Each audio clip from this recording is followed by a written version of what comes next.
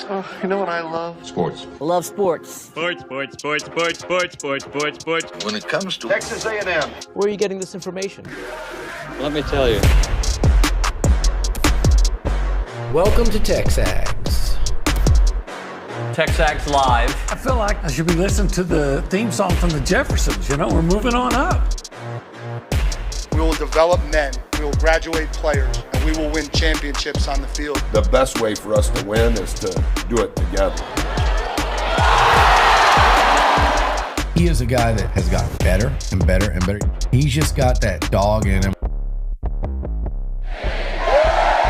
This one's special. The 12th man this past week was unbelievable. And this is a real program. It's not fake. This is a real place. And if you want to be really good at football, this is a really good place to be. You know, if I'm betting on anybody, it's the Aggies. Obi, I'm going to quote one of your favorite musicians and songs of all time. Okay. Paula Abdul. 2 steps forward, 1 step back, basically is what she's talked about. That's kind of what it felt like for the A&M football season, and the step back felt like a huge step back with November because you thought they figured out that winning DNA, and instead what you got the last month of the season against, power 4 opponents was a losing DNA at the end of games. Yeah, well, look, I don't know the song, but I know what you're talking about as far as taking You're a big 2 Paula steps Abdul back. fan. No? But, that season they went from showing, DNA to DOA. It was just so, that was such a disgusting defensive performance. They couldn't cover, and they seemed, in the secondary at least, almost bothered by the concept of having to make a tackle. Yeah. You showed me a couple plays, I'm like, I saw somewhere, I don't have the exact number, but it was something like USC had something like 170 yards after catch. That's disgraceful. It is disgraceful. So something has to change in the defense, in the defensive secondary. I don't know if it's personnel. I don't know if it's scheme. I don't know if it's coaches. But that can't happen to a team that, look, they had some nice receivers, but let's be honest, again, they were without 3 of their top receivers. Yep. And this guy, who's a good quarterback, we knew coming in that even though he'd only been Maava had only been the starter for the previous 3 games, he had a history of playing well, but A&M made him look like a Heisman Trophy contender. Again, OB, we tried to warn people. Whatever the narratives are, for some reason A&M will fall short when it comes to those. I did talk to a couple of insiders of USC over the weekend. They're like, we lost 3 of our top 5 receivers, but make no mistake about it, our 2 top receivers were there. And you saw them just torch the A&M secondary. We were not only told, we know the fact that the offensive line was missing some dudes. Mm-hmm. How many sacks did A&M have? 1. 1 sack. So defense, and to be honest with you, I would say not all season, because there was a stretch where you could not run on the A&M defense, right? Or successfully, like top. But once that LSU game happened, people figured out how to run on A&M, and they ran on them, and they ran on them, and ran on them. And I know USC only had 100 and whatever yards rushing, but when they needed to get some yards on the ground, they did, and they certainly got it in the air. Well, yeah, they certainly got them in the air. Every time they went back to pass, I was thinking, okay, you're holding your breath because, again, A&M couldn't cover, and this is not just me. You saw, or maybe you didn't, maybe you heard, Mike Elko just expressing his frustration after the game about how he admitted his own team had no concept of how to play zone defense.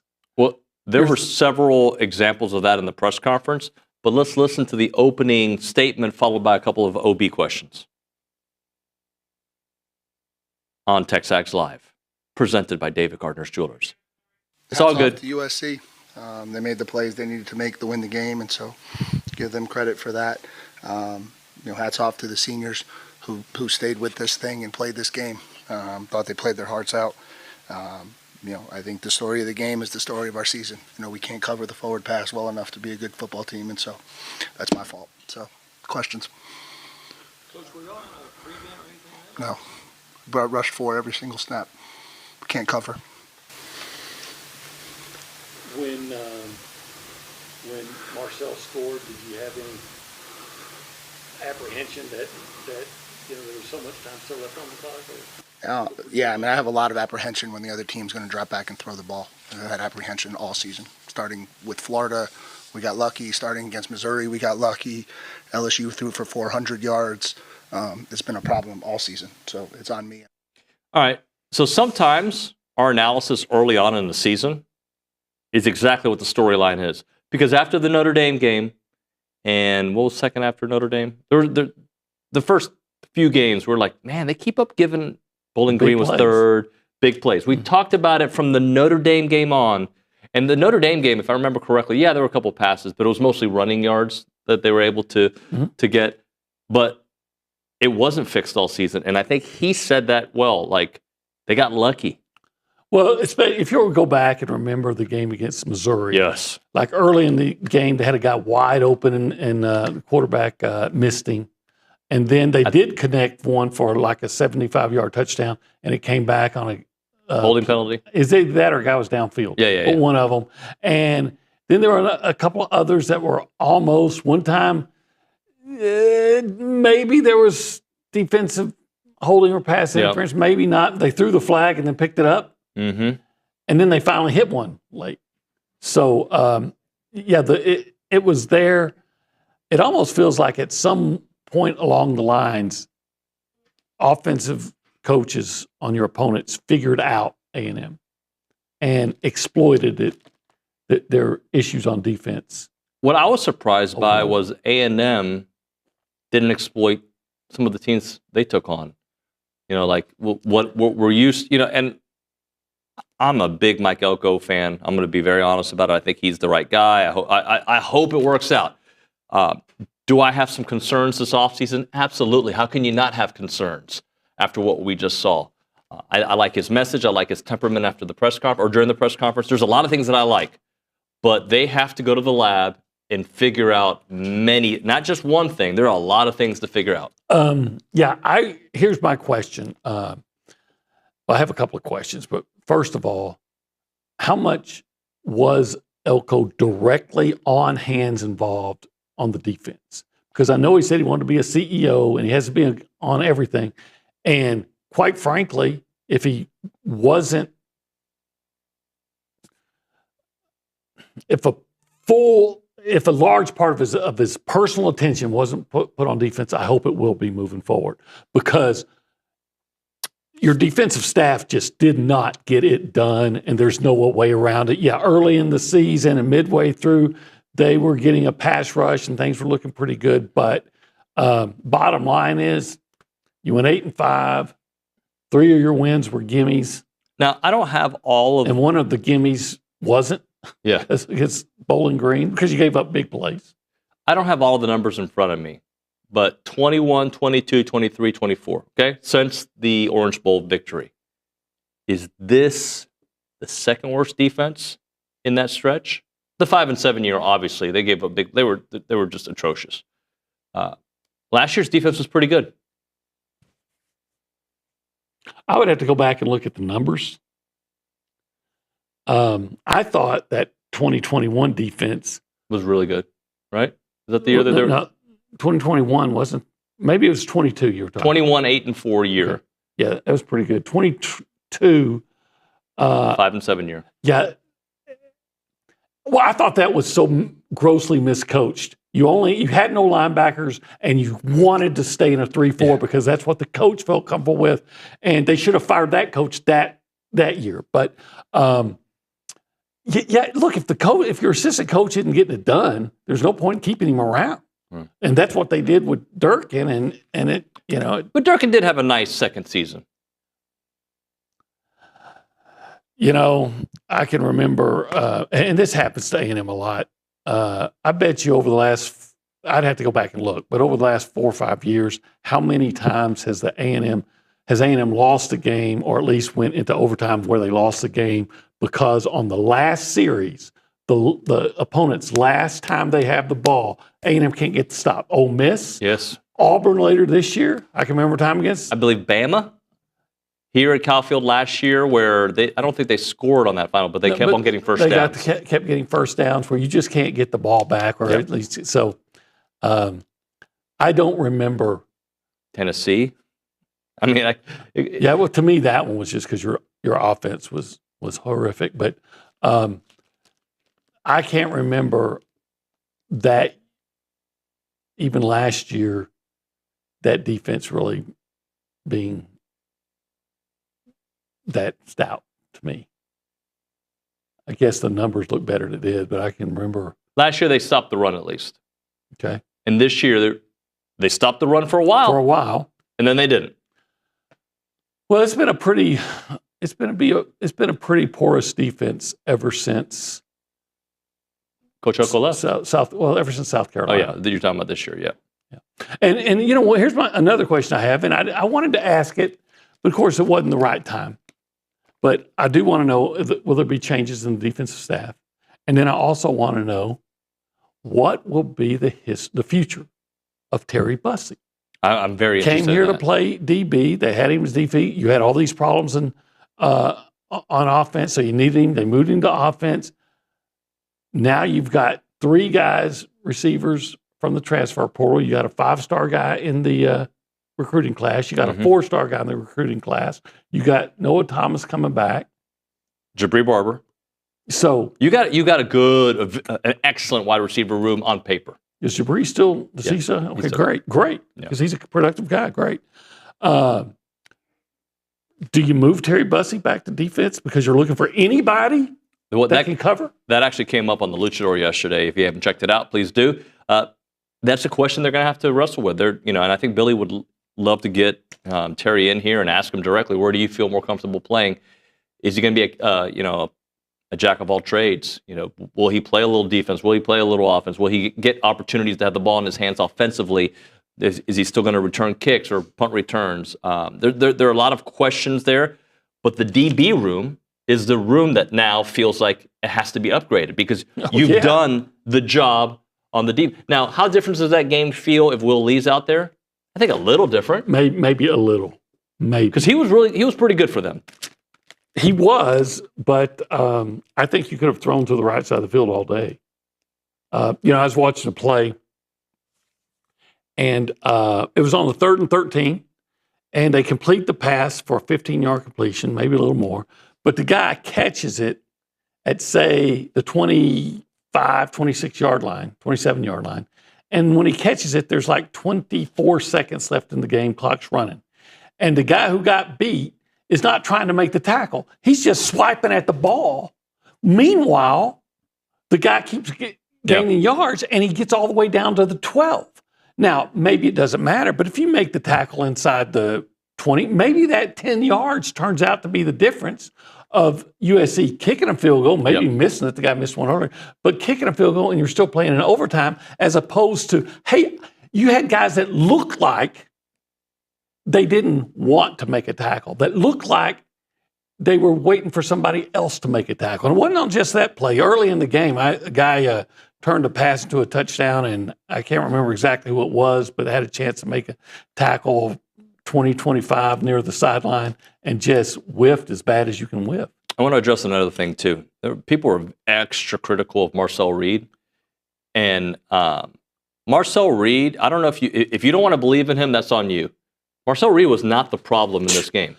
Marcel Reed is why you had a chance to win. That final drive, by the way, was as close to what we saw at LSU, since LSU, right? That final drive, he was spectacular. And he ran, not just on the game, on the run that gave him the lead, but they started moving him around. I do not understand why Colin Klein appears to want him to be a drop-back pocket passer. I understand sometimes he's going to be in the pocket, but he's most effective when he's moving around. Yeah. And his mistake, okay, you can look at the stat line and be like, yeah, but he threw 2 interceptions. No. He threw 1 interception. In my opinion, 1 interception. I think you agree. The second one was not his fault.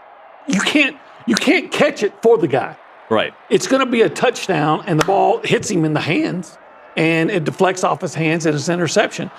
Marcel could not have done anything more. Now, on the throw, he threw his interception again. It's my biggest complaint, really my only complaint on Marcel. And maybe as he gets older, he'll see it.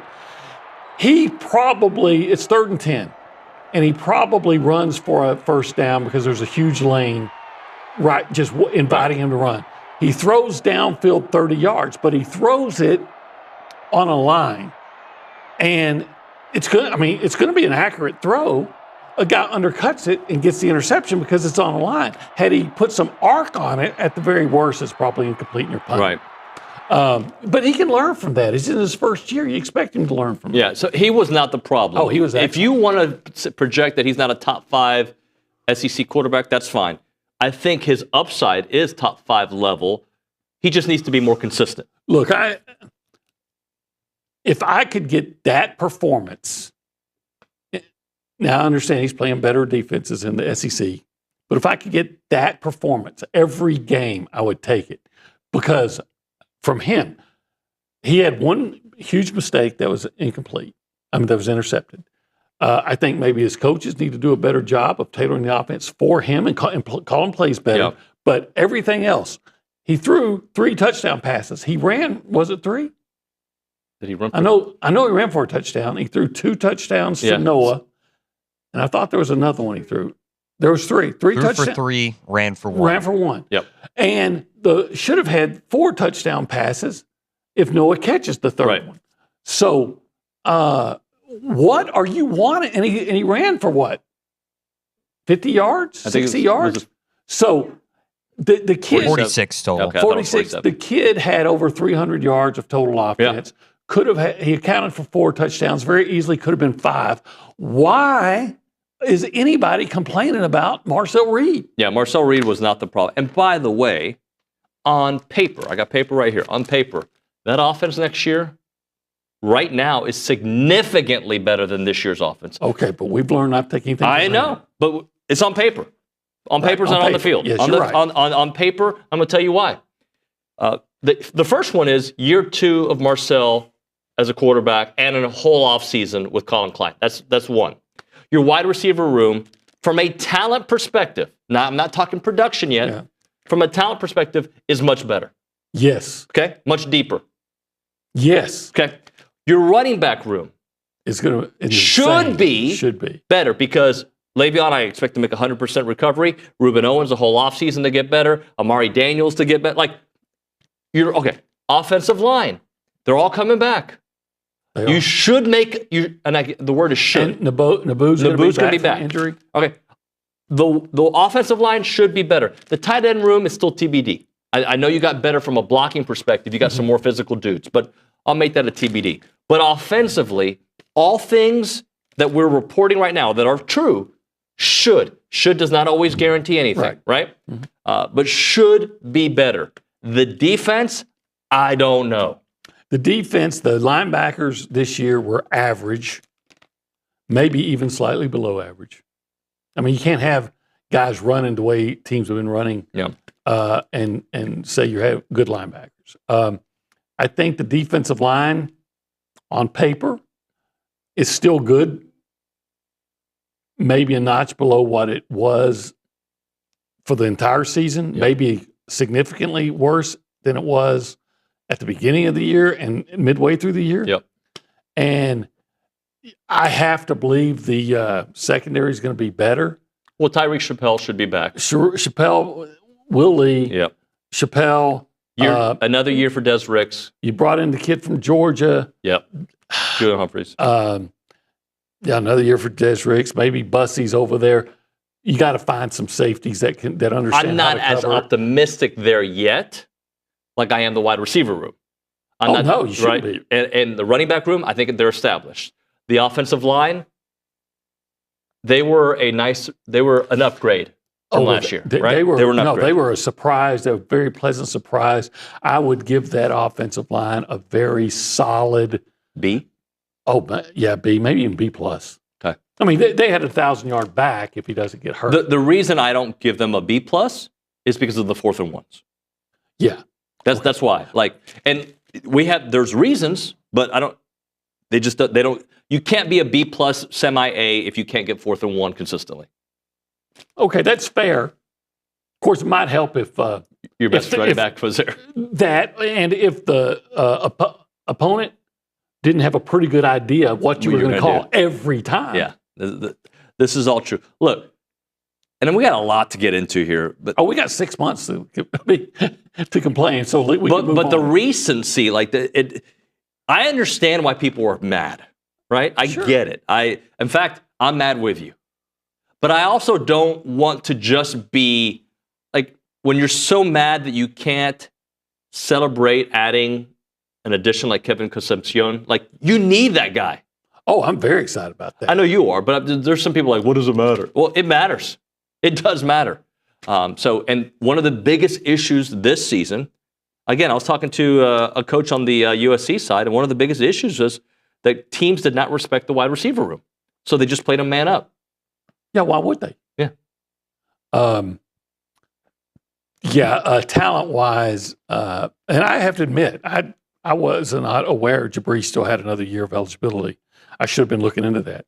So talent-wise, when you take probably, I guess, your top 2 most productive receivers of this year. Mm-hmm. And you have the versatility of figuring out what you want to do with Bussy.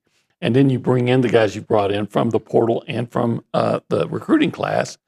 And the guys you still have, all of a sudden, the potential of that receiving group goes from maybe they were a C to C- this year to an absolute A, potentially. When Noah and Jabri potentially are your 3rd or 4th receivers, you've upgraded.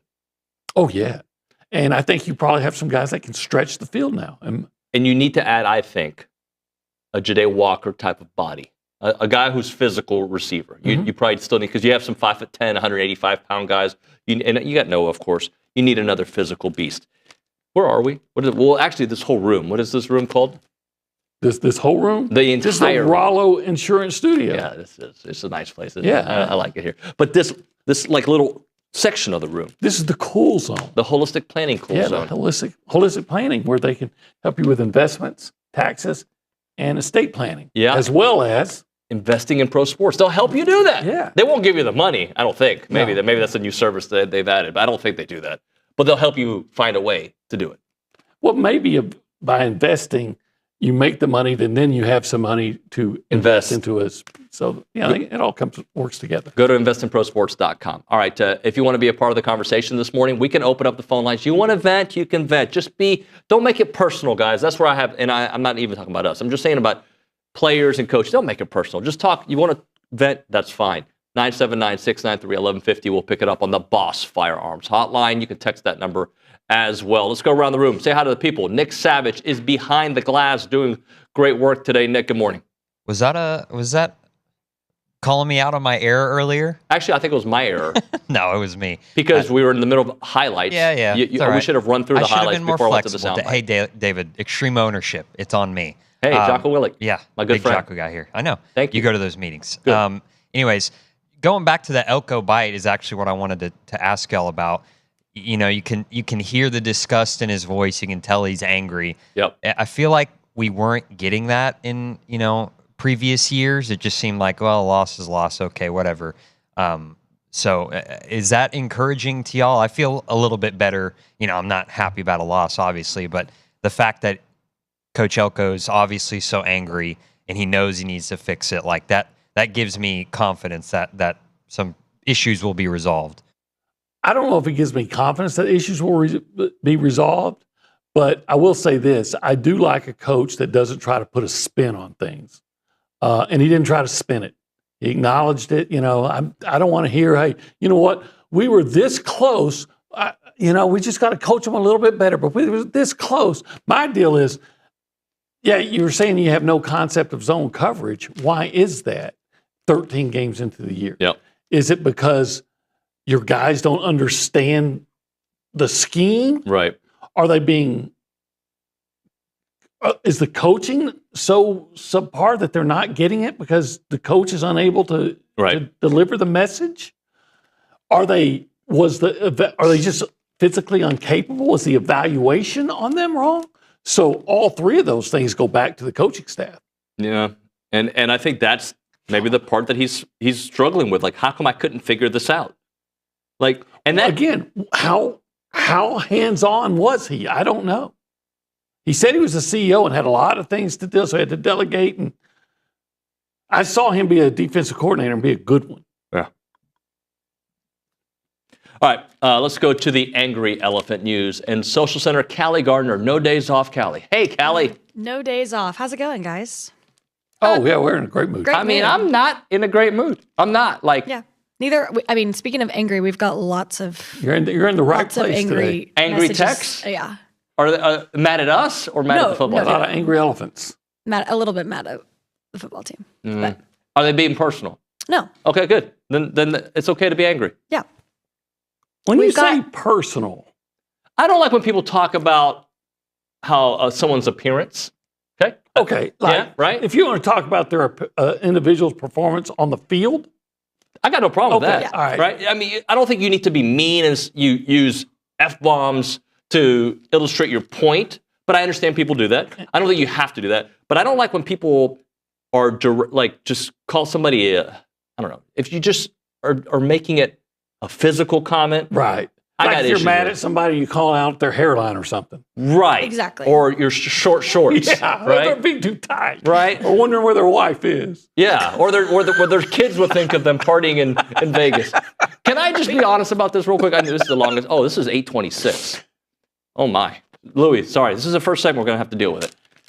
I think I'm the only person ever to be not only the only person to be depressed in Las Vegas without alcohol involved. I just didn't have a great time. That's true. I didn't. Well, I've been there and not even taken a drink and left kind of depressed before. Right, but you had fun. The best thing I did while I was in Vegas was I went to Billy's Hotel and worked out at this amazing gym, like the kind of gym like I would sleep in. It was awesome. It was great. Everything else sucked. We did have some good fish. It was a little overpriced. It was good. It was good. It wasn't great. All right, we're Not for the 8:27. price. You hold that thought there Got at the it. Angry Elephant News and Social Center. I believe we have Tim on the Boss Firearms Hotline. We'll get to him on the other side. Again, you can call the show 979-693-1150. Super late. We'll deal with it. All right, right now, Prize Picks. Okay, I just lost the paper. PrizePicks.com/TexAgs and use the password of TexAgs to get $50 once you play in $5 lineups. Look like you're laughing at me. No, I'm not. Yeah. I'm really not. There's a smile going on. There is a smile, but no, I'm not laughing at you. Do you like to make money? I do. Do you really? Yeah, I love it. Do you like to watch sports? Oh, I love to watch sports. Do you like to make money while watching sports? That would be, that'd be perfect. Do you like to project stat lines? Yeah, I actually do. Yeah. Would you like to say more than or less than? Let's do it all the time. Yeah. More than, less than? What do you usually hear back from Irma about you? Less than or more than? Oh, less than. Okay. Yeah, me too. Elizabeth said the same thing. Well, that's how you do it. You just choose 2 to 6 player stat projections and watch the winnings come in. It is prizepicks.com/TexAgs. Use the code TexAgs to get those $50 once you play in $5 lineups. It's Prize Picks.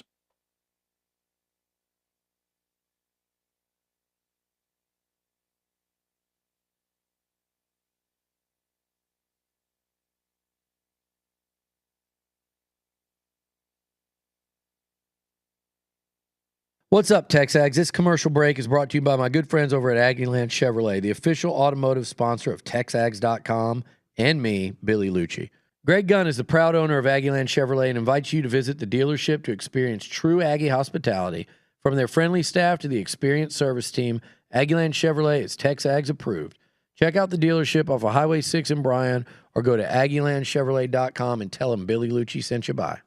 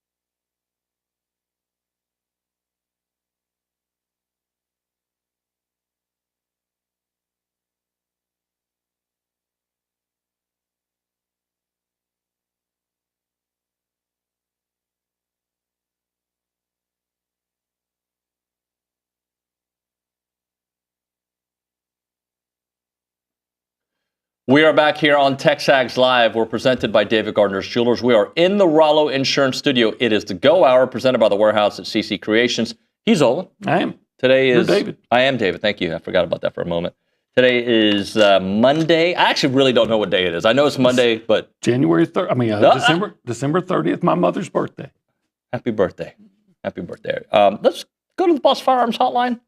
Should we let the people vent? Yes. All right. Yeah, let's go to the Boss Firearms Hotline. Yeah, we'll go to Cali in a second. Let's go to Tim on the Boss Firearms Hotline. Tim, welcome to TexAgs Live. Good morning, guys. How are y'all doing this morning? Kind of cranky. Yeah, I'm not a great Feeling mood. kind of cranky, Tim. Hey, guys, I'm right there with you. I'm a loyal A&M fan and to the end. So my question to you guys, and a lot of this I'll pin on. I wouldn't pin on you, Olin, but I know you watch the replays very closely. But I have concerns about the offense coordinator. The first drive we had of the game, we went straight down. I think it was like 15, 16 plays, scored a touchdown. First drive in the second half did the same thing. And then the last drive, when Marcel looked like the guy that was from LSU, looked like he had control of the game. And I don't blame nothing on Marcel because he's a redshirt freshman. I get it. I understand it. My concern is there was two 3-and-out. We were up 24-7. I know we gave up the lead. The defense has a lot of problems. But I think there was two drives in that late third quarter, early fourth, where we went 3-and-out. We had three different defensive linemen out because of NFL. We had a linebacker out because of injury and a cornerback that was out. I mean, the guys, it was 24-7, and that quarterback from USC looked lost.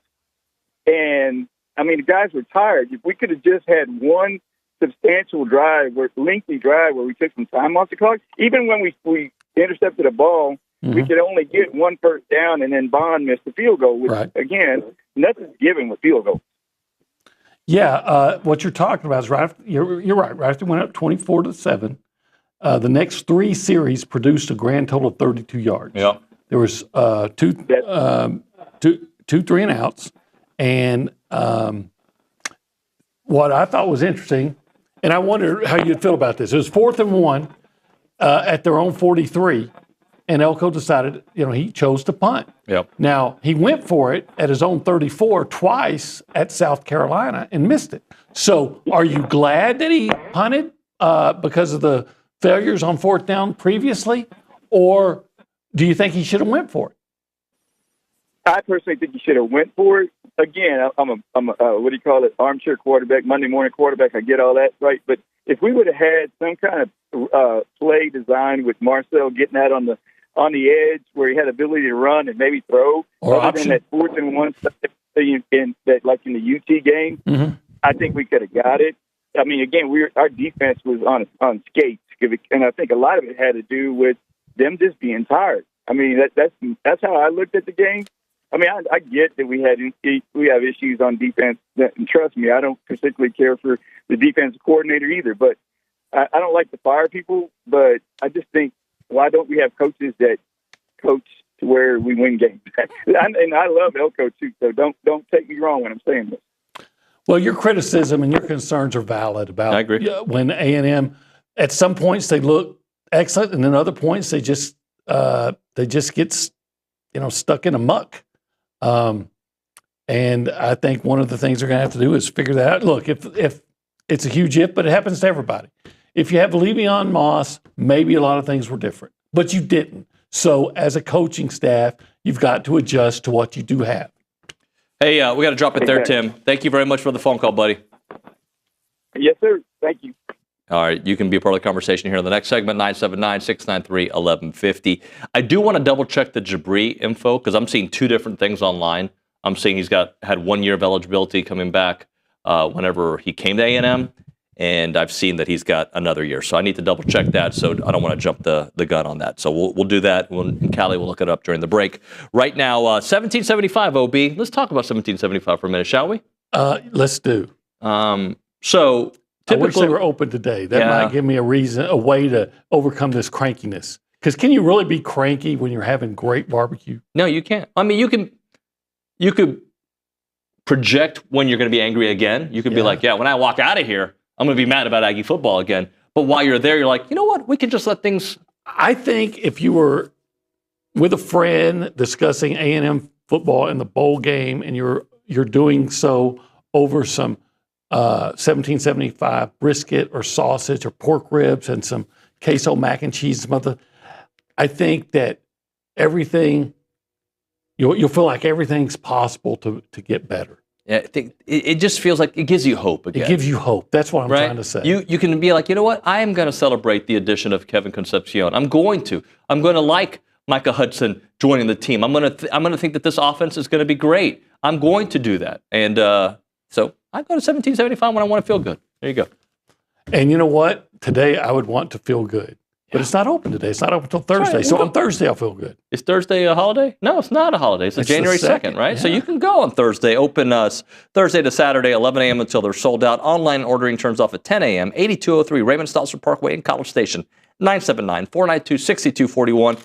1775txbbq.com.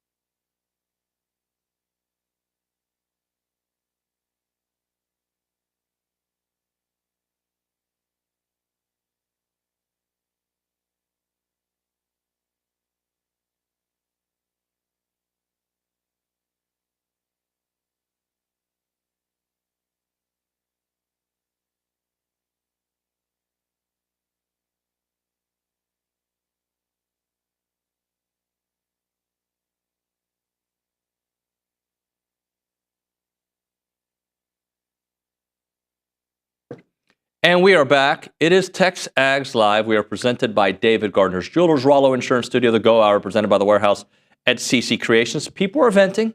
That's a nice tweet towards us saying that they were happy that, I'll read it to you because it was about both of us, OB.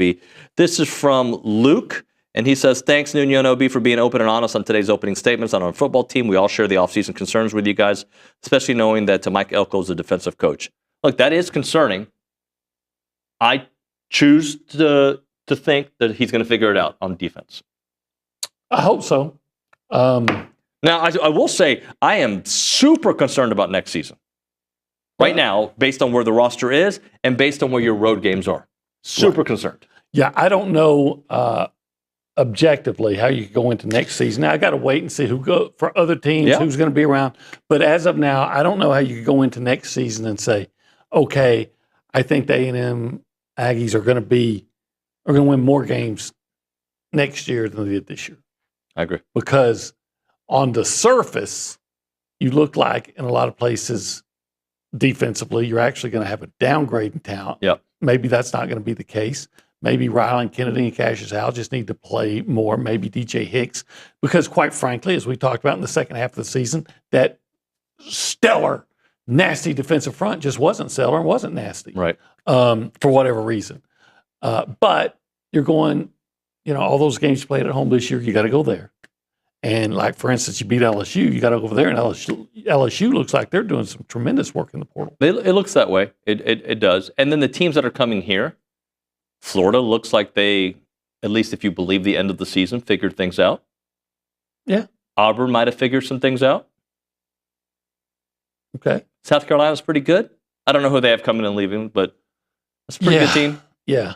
Now, they're a team that they're going to lose an awful lot on their defensive front. I thought that was the strength of their team. And I don't think the next guy you can just assume is going to be as good as the last guy. Sure. Same as what I'm saying about A&M. So none of the games that are going to be here am I going to say, okay, I even think A&M they may not be an underdog in any of the games they play here, including South Carolina. Well, we had hoped and thought that was going to be the case this year. Mm-hmm. Yeah. Different quality of team, though. They did pretty well at home this year, though. They should have beaten Notre Dame. Should have. That's it. They should have beat USC. Well, we're talking about the home games. I know. I'm just being in general. They were an underdog and could have had a chance to beat Texas if they make the plays that were there to be made. They didn't. Mike Elko said it about USC. They made the plays you have to make. A&M typically, for whatever reason, does not. Yeah. Let's go to Calita at the Angry Elephant News and Social Center. Callie, what do you have? We have a text from Tim in Hallettsville, and he says, guys, I have questions about the OC. He's the guy who's supposed to know his quarterback and call plays that he's comfortable with. I hear everyone blaming the defense, but until 5 minutes left in the third quarter, USC had 7 points, and their quarterback looked lost. We were down 4 defensive linemen, a linebacker, and a cornerback. They were tired. If we could have maintained drives instead of going 3 and out, they might have got some rest. Okay. Is that the same Tim that called the show, you think? Good chance? Oh, okay. Well, first of all, one of the touchdowns was gift wrapped. That's true because the interception by Howell gave the ball to 9. But A&M scored 31 points. Okay. One time they on their second possession, they look like they're driving. Mm-hmm. And Jabri Barber catches the ball. It looks like it's going to be a 7-8 yard gain on first down. As he's running, the ball pops out of his arm. You got to be more careful with the ball. Yep. You got to take care of it. So it becomes an incompletion, and that leads to Marcel throwing an interception on 3rd and 10. Never should have been in that position. Then the third time they got the ball, again, we've talked about it. They moved the ball downfield, and Marcel throws what should have been a beautiful touchdown pass. I'm not trying to be a Colin Klein apologist because I was frustrated with some of the calls too. Yep. But you can't catch the ball. You can call the play. You can't catch the ball for the guy. Yeah. So, and then I was frustrated, and I understand when they get the ball in good field position and have to settle for a field goal, and then one time you miss a field goal. So he scored, 31 points, and you had a chance for at least 34. I don't like having to settle for field goals. Yep. I understand that even the best offenses sometimes have 3 and outs. I don't know if 3 consecutive series where you get 1 first down is acceptable. All right, let's hit a break here. We'll come back with more. I want to read this 97977 number on the other side. Callie, we'll get to that one because there's some history with those texts. Lewis Engineering, a machine shop located in Marshall, Texas. They want to become your premier metal fabrication supplier. They've been around for a long time, since 1961, and that's when Doug Lewis's great-grandfather, I should say, started the company, and he started doing these handheld signal flares that they still make today. But they specialize in high volume production as well as close to tolerance projects. They invite you to outsource machining to a company that many Fortune 500 companies have trusted for the last 63 years. They've helped out the Defense Department, aerospace, automotive fields, you name it, oil field industries. They take care of folks. Call Doug right now at 903. I think you might be working. I don't know. Doug, are you working? Let me know. 903-938-6754 or visit them online, lewisengineeringco.com. That is lewisengineeringco.com.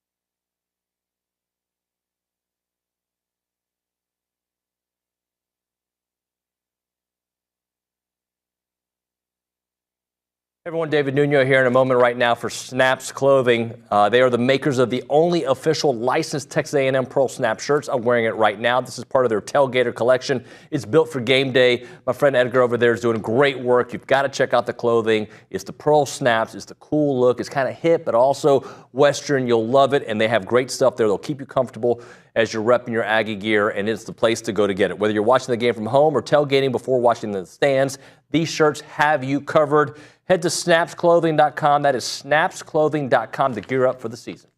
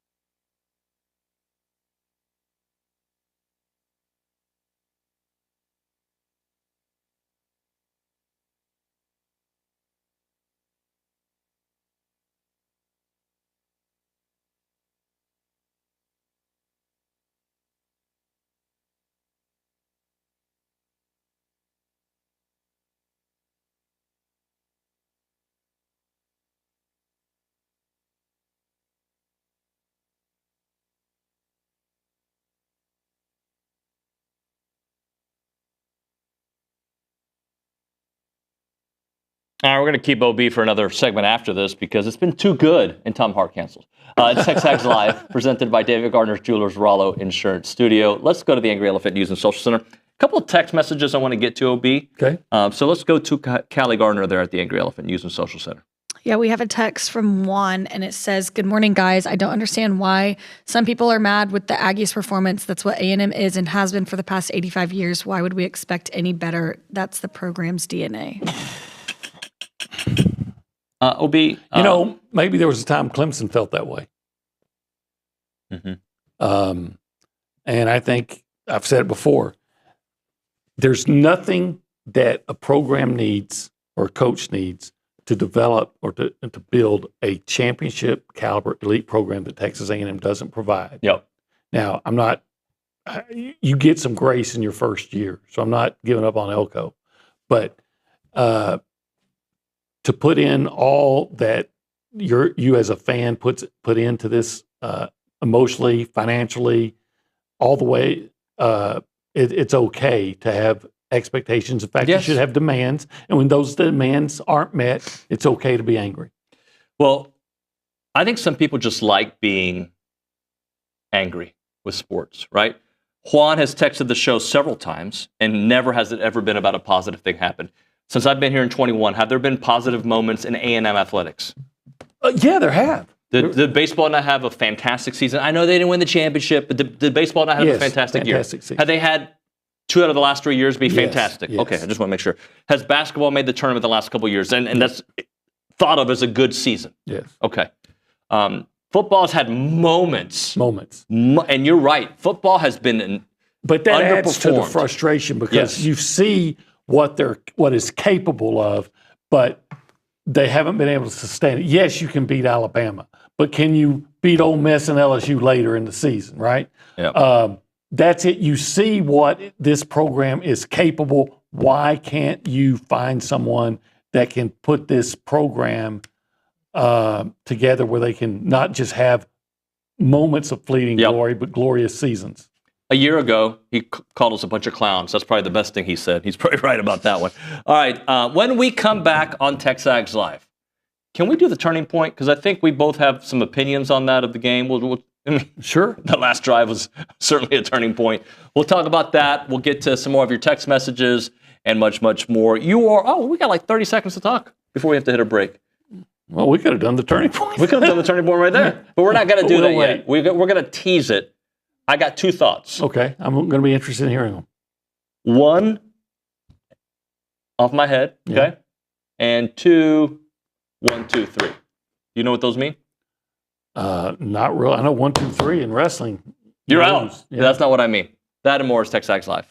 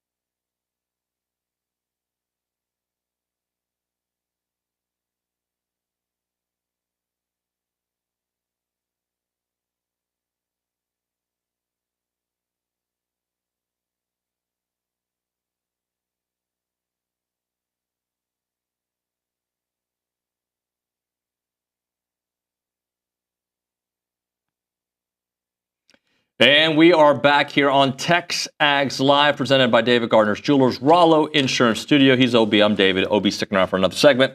Okay, Olin. The turning point for you. Do you have 1, 2, or what do you think? I could have 3, but I'll say, my first one would be the touchdown, the possible touchdown. Noah Thomas. Throw to Noah Thomas. That was mine. He's open at the goal line. He is covered, but they throw it high because he's 6'6". And look, Noah had 2 touchdown passes, but he could have had a tremendous game. The ball, it's in his hands. It deflects off his hands. It's intercepted. If you don't get that interception, you're up 14-0, and they took that interception, went down and scored. Yep. But you came back, and you were up 24-7, and then they scored. Okay, the other team's going to score some. Yeah. But I think that the other turning point comes, it's not necessarily a play, but it's in that series when you go 3 and out. A couple times. Right. So that first 3 and out started a period when you went from up 10, 3 series, 32 yards, 1 first down, 1 missed field goal, and the next thing you know, after that missed field goal, they go down and score, and they take the lead. Yeah. And then the third turning point, I would say, was that 3rd and 13. If you don't, a 15, 16-yard pass turns into a 33-yard gain. And if you get the tackle, maybe you get a chance to win in overtime. Maybe they missed the field goal, but maybe you get a chance to win overtime. So to me, pick one as your turning point. And I think you're fine with either of them. Billy brought up this point. This is going to make it hurt more, but he brought up this point yesterday on Luchador that it's so true, OB. Had the game ended with Marcel's touchdown, how different we would be feeling. Yeah, and here's the thing about that. I'm glad you mentioned that. You cannot tell a player don't score. Marcel did everything he's supposed to do. It was a tremendous play on his part. He made some good moves. He avoided tackles. He burst through and scored a touchdown. But what if he is so heady? Of course, players always have faith in their teammates. Yeah. But what if he's so heady to get inside the 1 and take a knee? Yeah, but we can't, 4th and 1. But you'd had 4 shots at it. Yeah, they've had 2 shots before. You know what? I would tell you this. I personally would have more, even with A&M's issues and short yardage. And don't get me wrong, I'm not criticizing Marcel. Marcel did what you're supposed to do. I'm just saying, the only guy I've ever seen do that heady was Maurice Jones-Drew when he played for the Jaguars, and he was running and slid down because he knew by keeping the clock running was going to be more conducive to winning than actually scoring. So, but what if Marcel is so heady that he takes a knee because he knows his pass defense is that suspect? But see, if they don't score, then Marcel's the GOAT. Yeah. What was it, a 3rd and 9 and 3rd and 15 on that play that really upset you earlier? It was 3rd and 13. 3rd and 13. That's a play you got to make. That's the play you got to make. You got to make the tackle instead of just swiping at the ball. You've got. While you're swiping at the ball, he's running downfield. Is that how they're coached? Are they coached to just swipe at the ball instead of trying to make a tackle? I'm all for trying to get turnovers. I would prefer to wrap up and then the old my ball. And there's situational awareness. Maybe there's a time to try to swipe at the ball and not make the tackle, but at that point in the game, I don't know that was the right play to make. I agree. I 100% agree. Let me ask you this. If A&M wins that game, and there's nothing good about losing that game. There's nothing good about 8-5, nothing, okay? Especially in the way the season ended. Nothing good. But do you think if that game doesn't happen, Coach Elko is still as emphatic about the defense? Yeah, I think. Well, I mean, he just said it. It's been that way all season. In fact, if they win that game because of Marcel's last play, you're still looking back and seeing a secondary that's getting riddled. Mm-hmm. It's not like that was the last part of it. Look, yeah, wanted to win. I think Mike Elko understands even before that game that they had some real issues, not just in the secondary, but on that defense. But they were certainly highlighted. Here's one secondary from Spencer in Houston. Okay, Spence. An 8-4 regular season in year one is good if you didn't start 7-1. True. Agree with that. Yeah. Had you finished the season, and let's say you had your third or fourth loss early, and then you finish 8-4, then you're feeling, hey, we're winning at the end. Here's what I'd have to say to that. If you could have just got your defense to make a stop on the opponent's last series of regulation, you're 10-3, and everybody wants to build a statue to Elko. Yep. But Auburn picks up a fourth down and goes down, drives right down the field on you and kicks a field goal and wins in overtime. Yep. Auburn, a bad team. And you lose to them. USC, I don't want to call them a bad team, very average team. And you've got the lead with less than 2 minutes to go, and they go 75 yards. If your defense can make a stop when it matters most, some teams rise to the occasion when it matters most. Some teams play poorly all game, but when it matters the most, they find a way. They find a way. Look at the Commanders. I want to call them the Redskins. Look at the Commanders yesterday. Look at other, some teams when the game is on the line, they play their best. They do. And A&M they're not that yet. Spencer goes on to say, losing a quote-unquote meaningless bowl game doesn't matter. If it wasn't for the fact giving up a 20-point lead, I'm worried how we're going to look next year, even with the additions at wide receiver. At least Elko seems to have taken this class personally, and we'll see how he responds. Yeah, I thought the most most positive thing in that game was Marcel.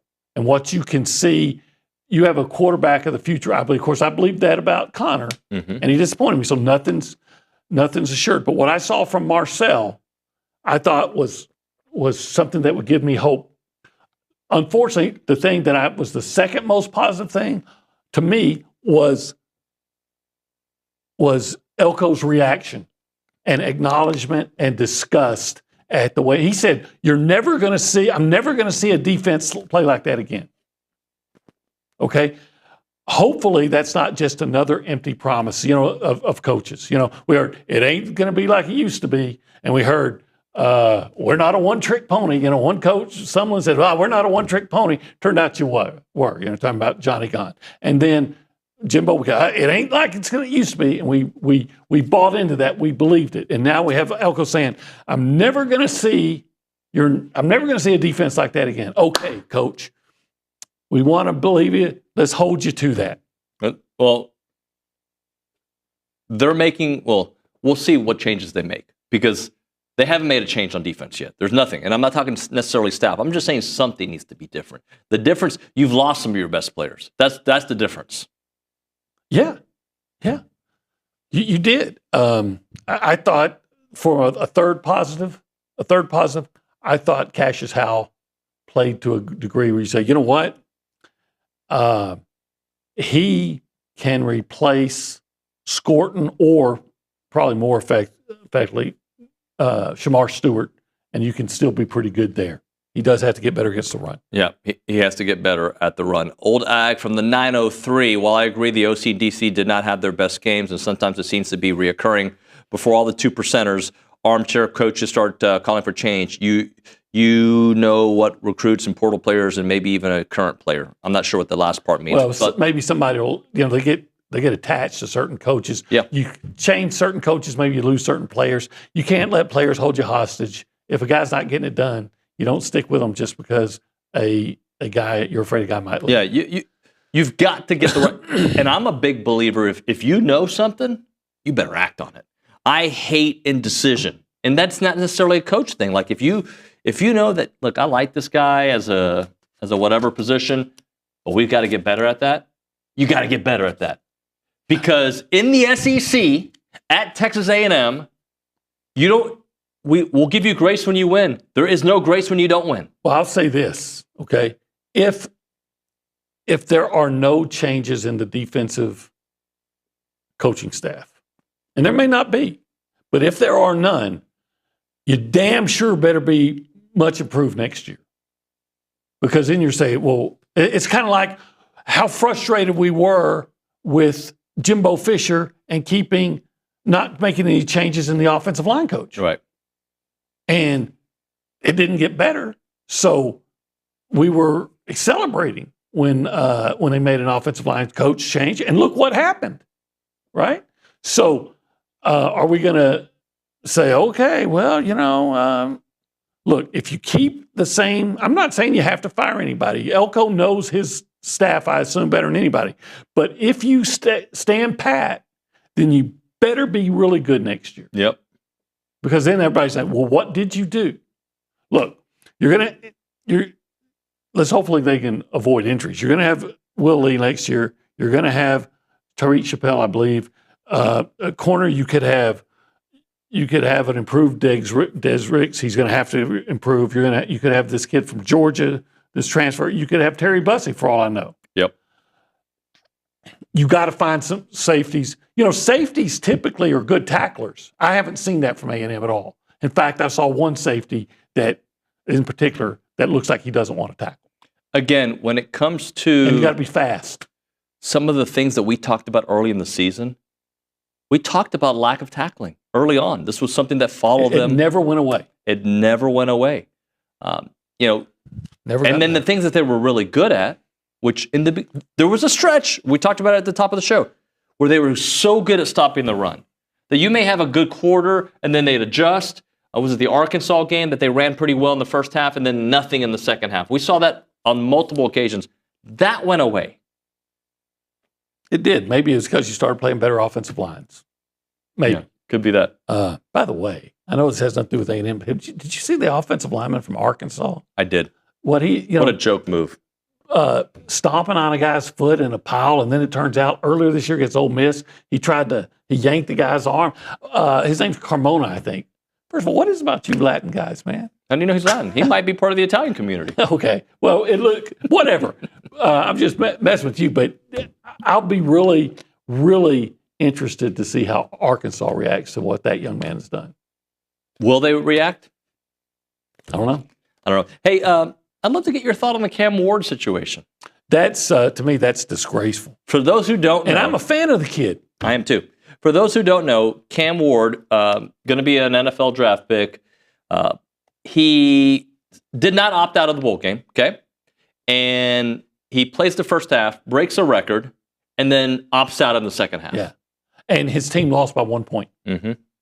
So, look, had you opted out, okay, that's what people do. But, man, you're going to take your team halfway? Here's the unfortunate part to me.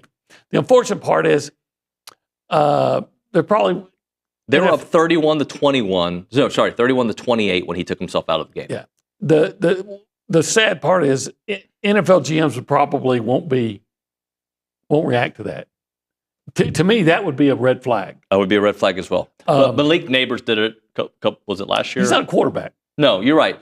And let me tell you, Emory Williams, who came in for him, he was 5 of 14 for 26 yards and an interception, a QBR of 16.7.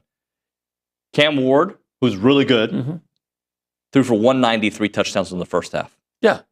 You quite frankly, you win the game if your quarterback, your team leader, if your team leader stays in the game, his teammates, they win.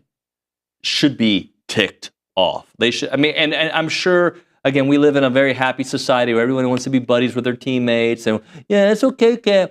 Like I would be like, dude, you can't leave us now. I was thinking, man, Cam Ward. I don't hear people talk about him as a first-round pick. Man, if the Cowboys could get him in the second round, I would jump all over that. Because right. And you know what? As a Cowboys fan, I wouldn't want that guy because that tells me what his priorities are. I always thought the greatest quarterbacks are also the greatest teammates, and they want to win. And I grew up, Roger Staubach, and I grew up with Troy Aikman. I remember Troy Aikman took less money, took a pay cut so that they would have more money. He took a deferment so that they would have more money to invest in the team to make the team better because winning championships was the most important thing to him. This guy, the most important thing to him was to set a record. Chase in Houston on the text line. First of all, I hope you all had a Merry Christmas and a good trip to Vegas. OB is nailing it this morning on everything. And if anyone is blaming Marcel for anything, they're stupid. They're adult. The biggest head scratcher on offense since the second half of LSU was how this offense was not tailored to do what he did to carve up that defense the rest of the way. It made just no sense. The program has now earned a prove it until we predict it mode because of our expectations can't go through the roof. If Elko makes no changes on D and they still go 8-4 next year, the fan base may blow up on Facebook and how angry they'll be, and on TexAgs.com. That's what I'm saying. If you're staying pat, okay, but by gosh, you better be good. Look, I don't even know if I'm next year, Nuño. I'm a couple years away from now, Nuño, because I can't expect to make that level of jump next year. I understand that. I'm never next year, Olin. I'm this year, Olin. So in 2025, I expect, and I demand it, A&M to go out and be at least a 10-win team. You know why? I don't care what the roster looks like. I've said it before. I'll say it again. A&M, you've got the geographical advantages. You've got the financial advantages. You've got the support. You've got everything needed. There's no excuses not to be at least, I'm not saying you have to win the championship, but you're a contender. There's no excuses, none. If you don't have the roster, whose job is it to assemble the roster? No excuses. So if you don't win 10 games next year, it may not necessarily be considered a failure, but I think you're still underperforming. This is a program that should expect to win 10 games or more every year. Dave in San Antonio says, next year, Nuño, same song, different verse. Like I said a moment ago, I don't know. It's too close to the game and too close to the season for me to even project. Look, we don't even know what this roster is going to look like, this coaching staff like this. Let me say it again. Say it one more time. You're 2 defensive stops away from being a 10-win team this year. Against Auburn, against Auburn, and USC, a 6-6 USC and a bad Auburn team. You needed 1 stop against each one of those teams, and you're 10-3. But you're not. And I think people are just getting used to you're not. So if you're watching the film and you see that a safety that looks like he's disinterested in tackling, or maybe he just doesn't have the ability. If you can't coach him up to tackle, then sit his butt down and find somebody that'll try to tackle. OB, I'm at a point where I need multiple seasons that I feel good. And by the way, I understand. I would have felt good at 9-3. I would have felt excellent at 9-3, and hopefully a bowl win. I would have felt fantastic. Hey, Armor, I would have felt great. It's all right. You're good. But I need multiple seasons because we've had too many one-offs. Yeah. And the one-offs, they feel good in the moment. Just like when they were 7-1, things felt great. Yeah. But I want to feel good now. Right. I want to feel good in January. And I don't want to feel good because I think next year is going to be good. I want to feel good because next year is going to be better than a great year. Right. That's what I want. I don't want to be that band that has one good song and then you don't hear about them forever. Yeah, like your friend Paula Abdul. I want to be Mick Jagger and the Stones. And Justin Timberlake. I want to be Mick Jagger and the Stones. I want to be legendary. And like NSYNC. I want to be Mick Jagger and the Stones. Why'd you call her? She said it was a butt call. Oh. She just texted me, but that's okay. Hey, when that happens. A moment for Caldwell Country Chevrolet, Highway 21 in Caldwell, online, CaldwellCountryChevrolet.com. Elizabeth was talking to me about having to call and set up an oil change because, they do have complimentary oil changes for your vehicle as long as you own the car that you bought from Caldwell Country Chevrolet. They do that. They also have complimentary pickup and delivery. So if you're looking to get some service done, let them take care of you. at Caldwell Country Chevrolet. But let's be honest, the reason you want to go there is for the vehicles. They have a great selection, great pricing, great trade-in value. You're going to love what they do there at Caldwell Country Chevrolet. It's not a far drive. We're talking 15 minutes, the edge of Bryan to the beginnings of Caldwell. A short conversation away, but you'll see the difference when you step on the lot and do business with the great people there at Caldwell Country Chevrolet. Highway 21 in Caldwell. Online, caldwellcountrychevrolet.com.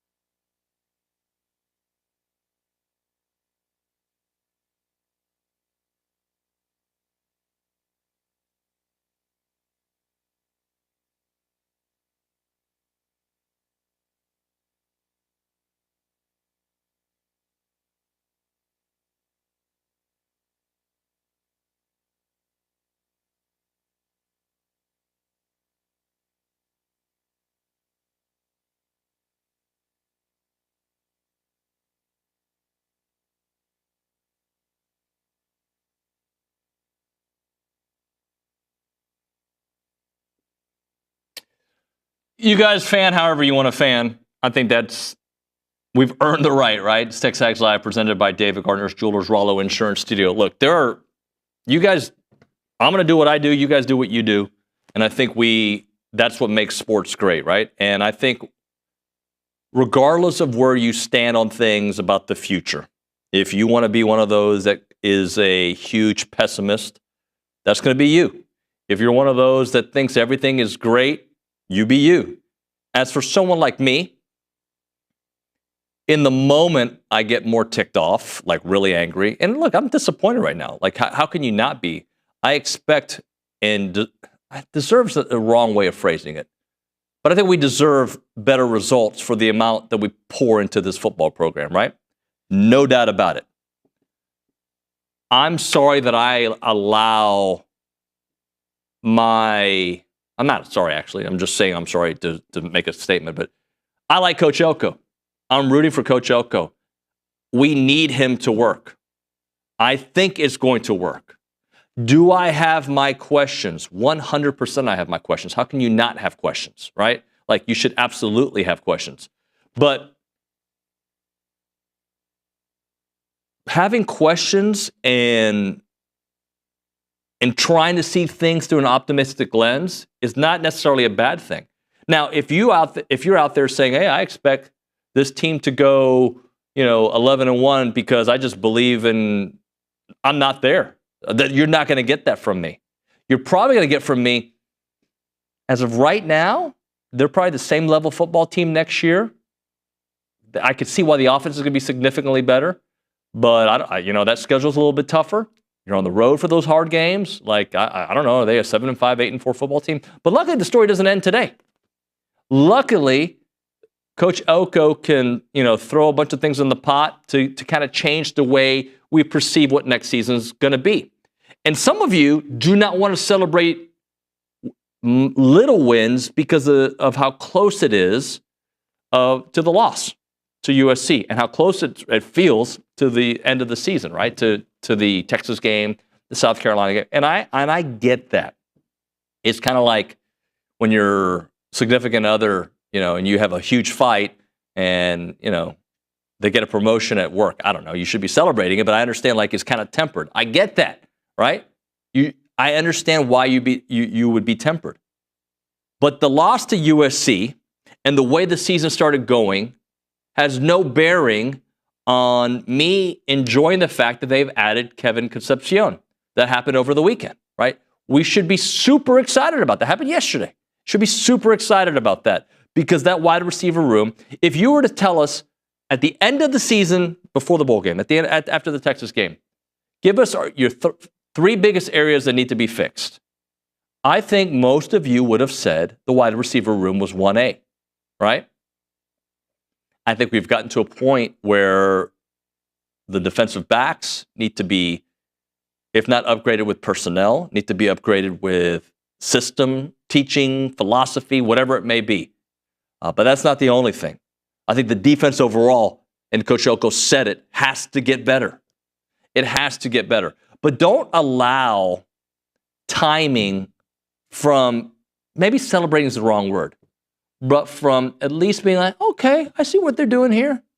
The wide receiver room with Jerome Miles as a freshman coming in and the three additions that they've made, Mario Craver, like Micah Hudson, Kevin Concepcion, like those are all like things to be like, that offense should be better.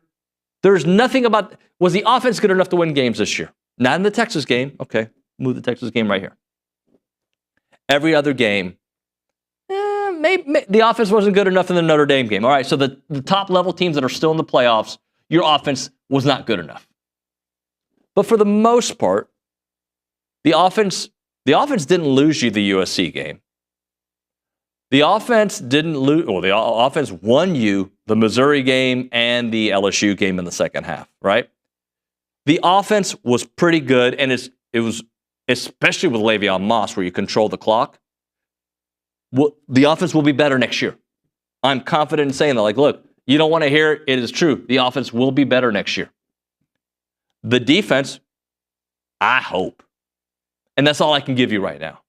I can't guarantee. I can't say, like, look at these guys that they've added. I'm excited about Julian Humphreys. I'm excited about some of the things that they're going to be doing defensively. But I'm just not there today. And that's okay. We've got 9 months to figure that part out. And Coach Elko is up against it right now, working the portal in overdrive. And there's hopefully going to be some more guys that go in the portal. But I also understand some of your concerns about, well, who cares if we add big-time players if it doesn't work? You added Nick Scorton. The defense didn't finish the season strong. I get that. I also believe this because I saw it when he was a defensive coordinator. Coach Elko will be better in the second year defensively, and that might mean he's got to put his imprint more on the defense than he did this past year, and that happens. So you fan how you want to fan. The way I'm going to fan is I'm going to take it slow. Right now, I am not ready to say they'll be better next year. I am ready to say the offense will be better. I don't know what that means in wins and losses. You know that I don't really like to play the whole, what's your record going to be? Heading into this season, I thought we were an 8-4 football team with a couple of moments that could determine if you go 9-3 and 7-5. And that's what 8-4 teams do, right? 8-4 teams are that level of team. Like, that's kind of how they roll. Like, there's a play here and that's, you can say that about a 10-2 team, but the 8-4 team, because this is where A&M has been labeled mediocre team that does the least with the most. They've got to get rid of that, and they got to get the right players in, and you've got to hope that there is something that evolves with the defensive mentality scheme, whatever it may be, to stop runs and not get torched for big yardage. And as of today, I'm just not ready to say, oh yeah, next year, because some people want the optimism, some people don't. Nick, are you on the? I think I'm more of a realist when it comes to A&M sports. Maybe I'm wrong. I feel like I'm kind of like, I try to be as real as possible, not overly optimistic, not overly pessimistic. Where are you? I feel like since I started working here, I've become more like you. I used to be.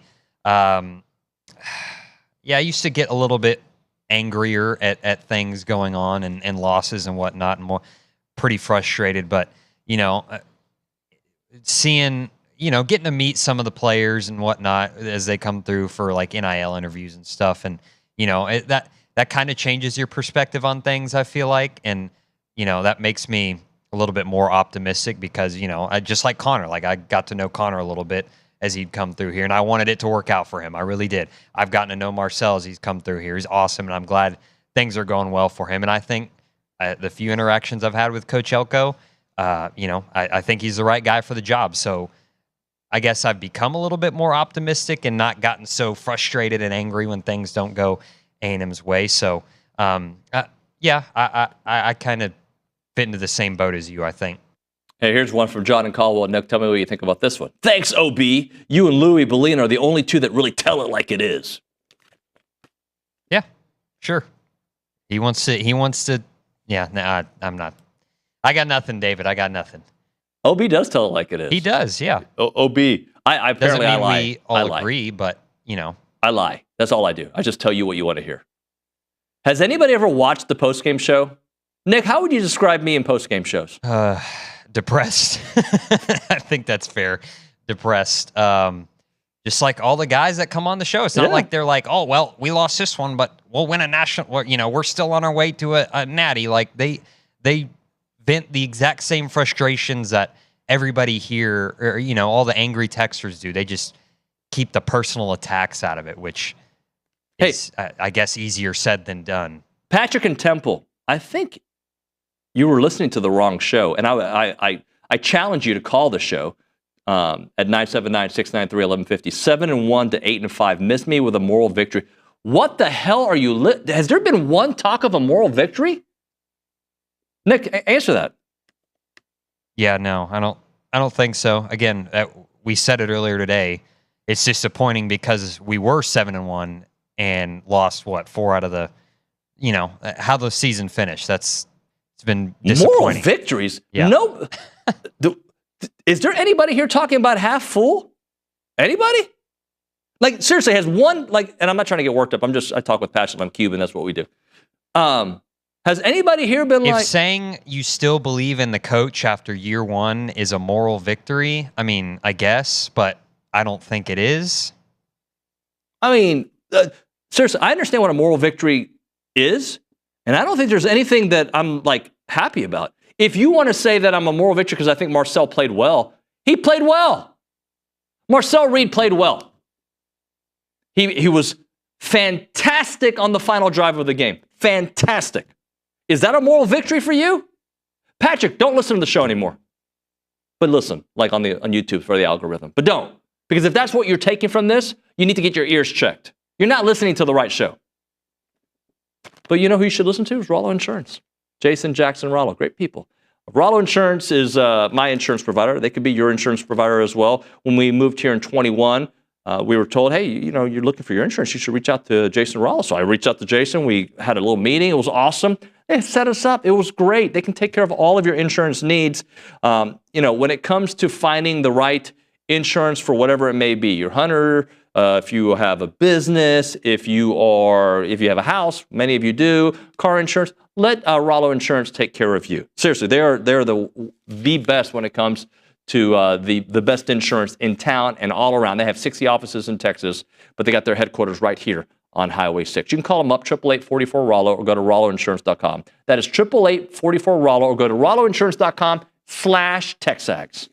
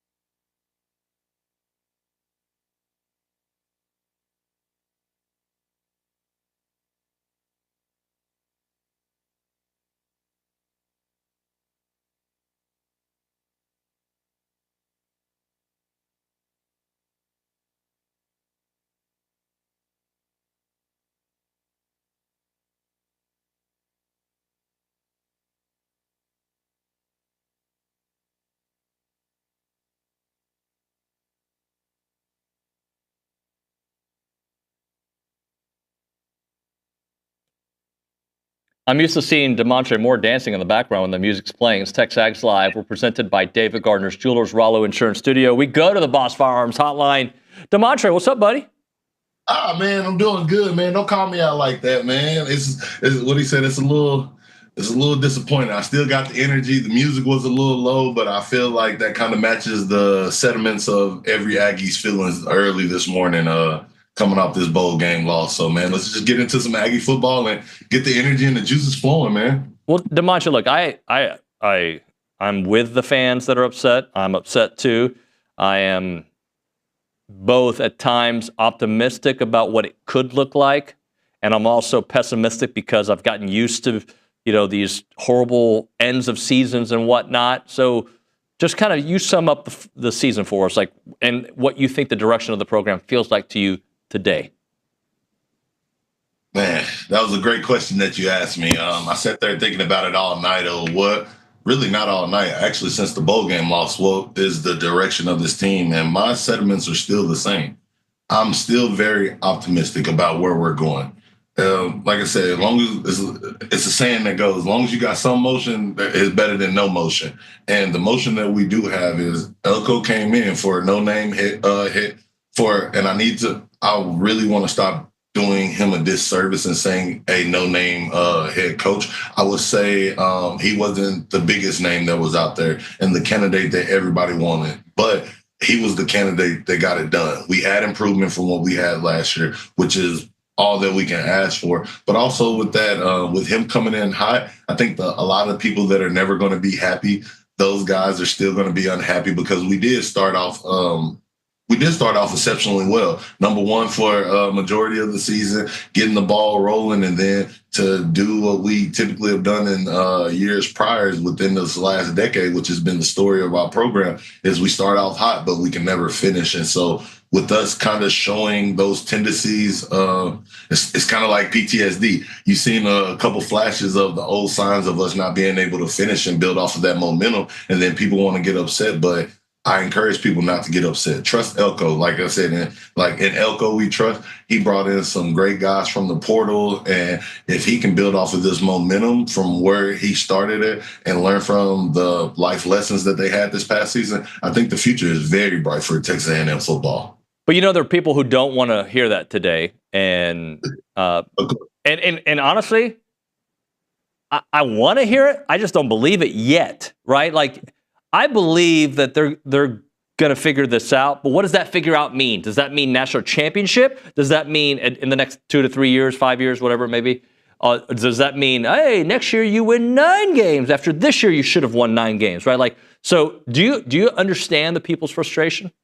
I definitely understand it. Being a fan and being someone, just a true Aggie diehard that want them to see, yes, of course. I agree with y'all wholeheartedly. I'm upset. I'm like, hey, these are the cookies that are unleft on the table, and I want to eat all of them. I'm the cookie monster. I need to devour everything. And honestly, I want my team to embody that and devour everything that comes across the field, and they didn't get it done. But the football player in me, the person that knows about the X's and O's, the same guy that was talking about how I felt that Coach Mike Sherman didn't get his enough credit and we cut him off too early, I'm going to say hold your horses, wait the storm, because as much as we say that, anything that is worth having, it comes to those who wait. And right now, unfortunately, you do have to wait. You do have to get the building blocks. You have to get in there and let everybody know your schematics. You have to get the certain people, certain caliber of people that you want to recruit for your scheme, not only for Mike Elko's scheme defensively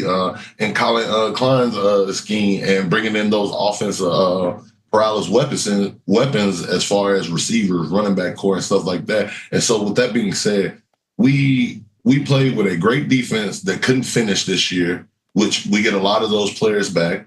And then we added a few key components. And then this past year, I'm not making an excuse for it, but if you look at our offense, they did all right. But we had a true freshman that came in halfway through the season that didn't know if he was the starter, that had to learn the ropes on the fly. And arguably our 3 best running backs go down at some point in time through the season to where we're finishing out. Now, granted, injuries happen to everybody, and if was a fifth, this would be all the case if the stars align. But those facts are the facts. The facts are we were missing our best weapons that were hurt with injury, and then the guys that we brought in. And so with that being said, I'm going to continue to be optimistic until now. If we go in next year and repeat exactly what we did and is stagnant again, then yeah, fire up the pitch torches and let's go ahead and say, hey man, let's have a awards meet party and talk about who's the next coach and what we need to do to improve this team. But we have a lot of great things to build off of. We went down in the swamp and with a true freshman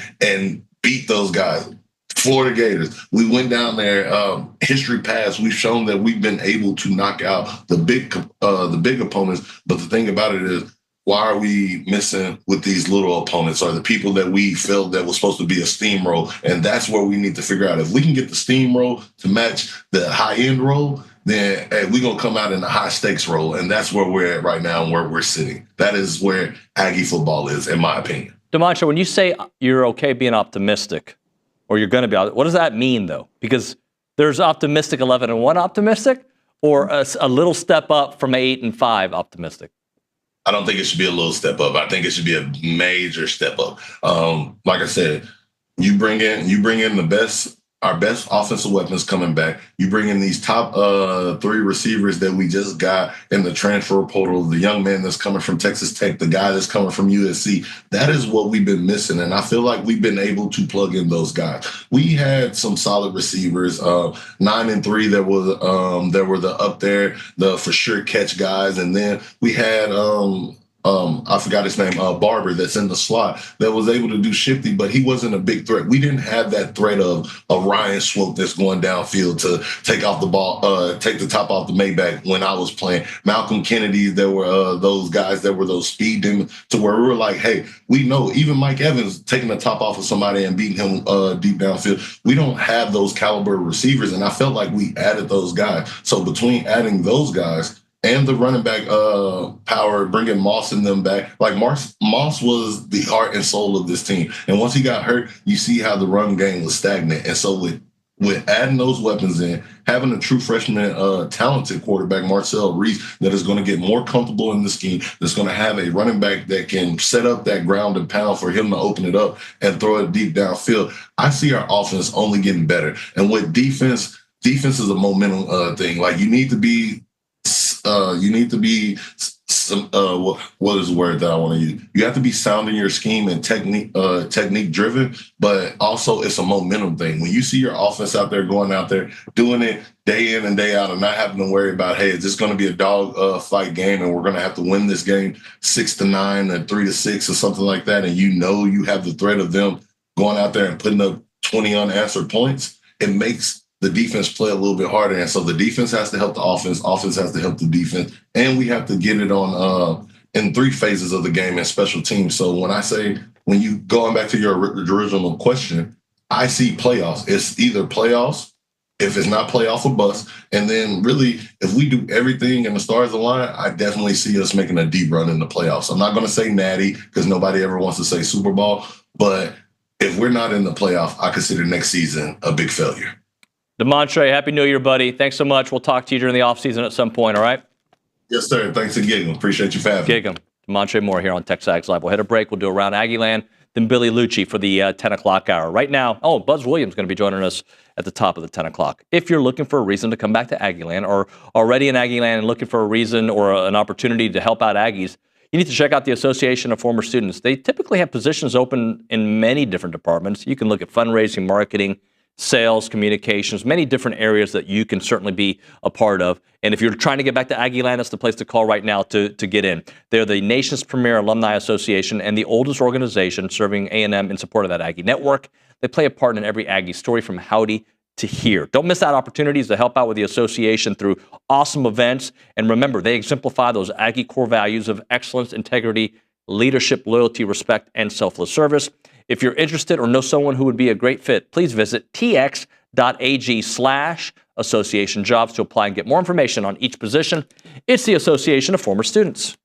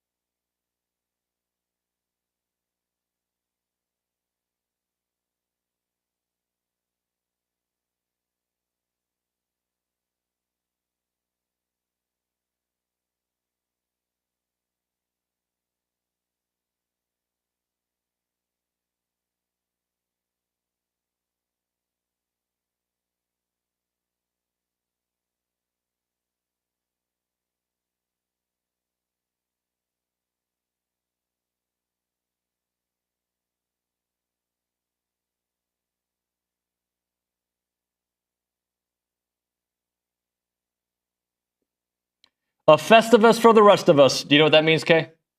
Is it like a movie reference, I'm going to assume? Never mind. If you don't know, we ain't going to get into it. It's Around Aggieland, presented by Normandy State Bank. Normandy State Bank, rock solid banking. The website is normandystatebank.com. And with that, we have Kay Naegeli. I'm going to start off with what happened in Aggieland this past weekend and not in another state. Hoops? Some hoops. How about Wade Taylor? He had his first ever double-double. I can't believe that was his first ever double-double in the 4 seasons he's played here. He had 15 points and 10 assists.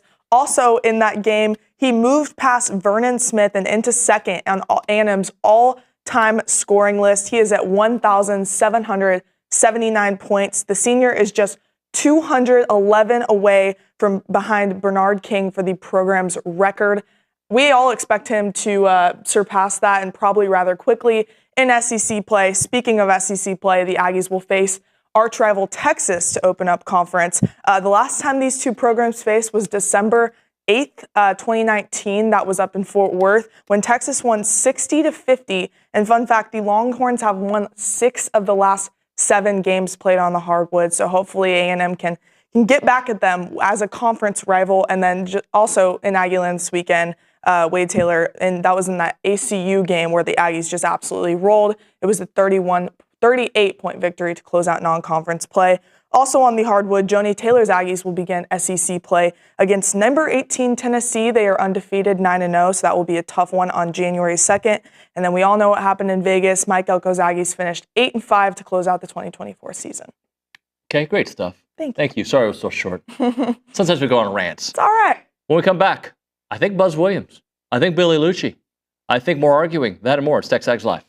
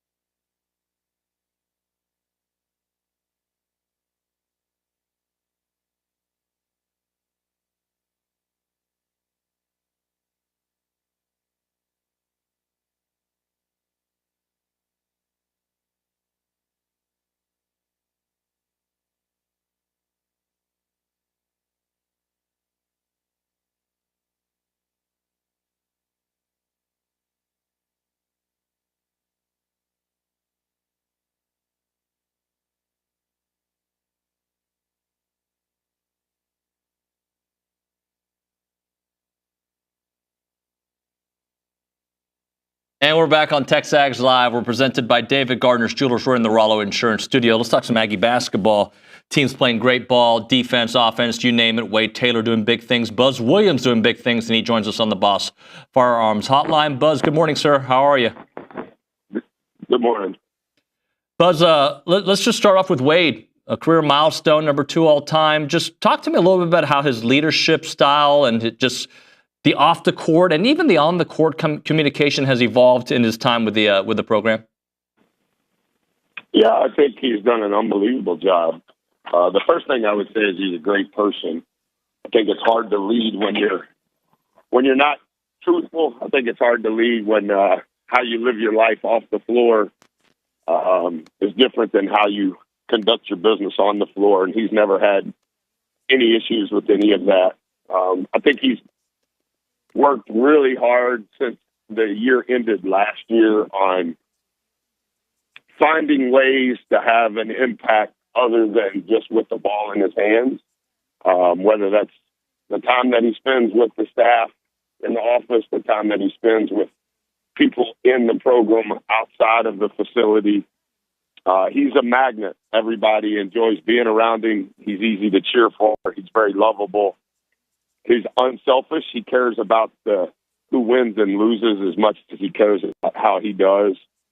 But I do think that he's continued with the appropriate poise in what he does when the ball is in his hand. And I think his example in what he says and what he does continues to improve. And as always, I'm partial just because I've been around him. And I think 6 of the 10 guys that are top 10 in scoring, I have been here. And I'm familiar with who they are and the impact that they've had to the program. But it's hard to argue what 4 has meant relative to where the program was when he arrived and where we are as 2024 closes down. Buzz, has he become a more physical player? Because when he first got here, obviously he was still a very young man, but a little skinnier. But I feel like he's got more. He uses his body differently than he did when he first got here. Well, I think his first step is very underrated, and it was even before he got here. He doesn't appear as though he is an elite level athlete, and he's not an elite level athlete, but his quickness, particularly his first step, is tremendous. He has, like all players, when you play at this level versus this speed versus this leap, I think he's continued to find ways to create space, but there are multiple guys that can create space. It's how they utilize that space, and he's continued to find angles within that space to be really successful. He has worked really hard on his body.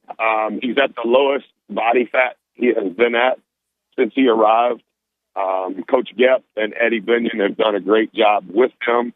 But to Forrest's credit, he's also spent a lot of extra time with those 2 guys as it relates to his diet, as it relates to what he does off the court in the weight room, but also what he does off the court, specific to his cardio, things of that nature.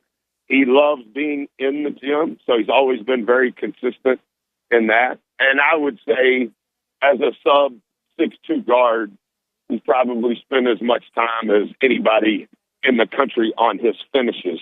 He's comfortable off either foot with either hand in that, 0 to 8 feet range. And most people want to shoot shots 0 to 4 feet in that charge circle. But when you're his size, you've got to have some creativity kind of in that next range, which we call 4 to 8.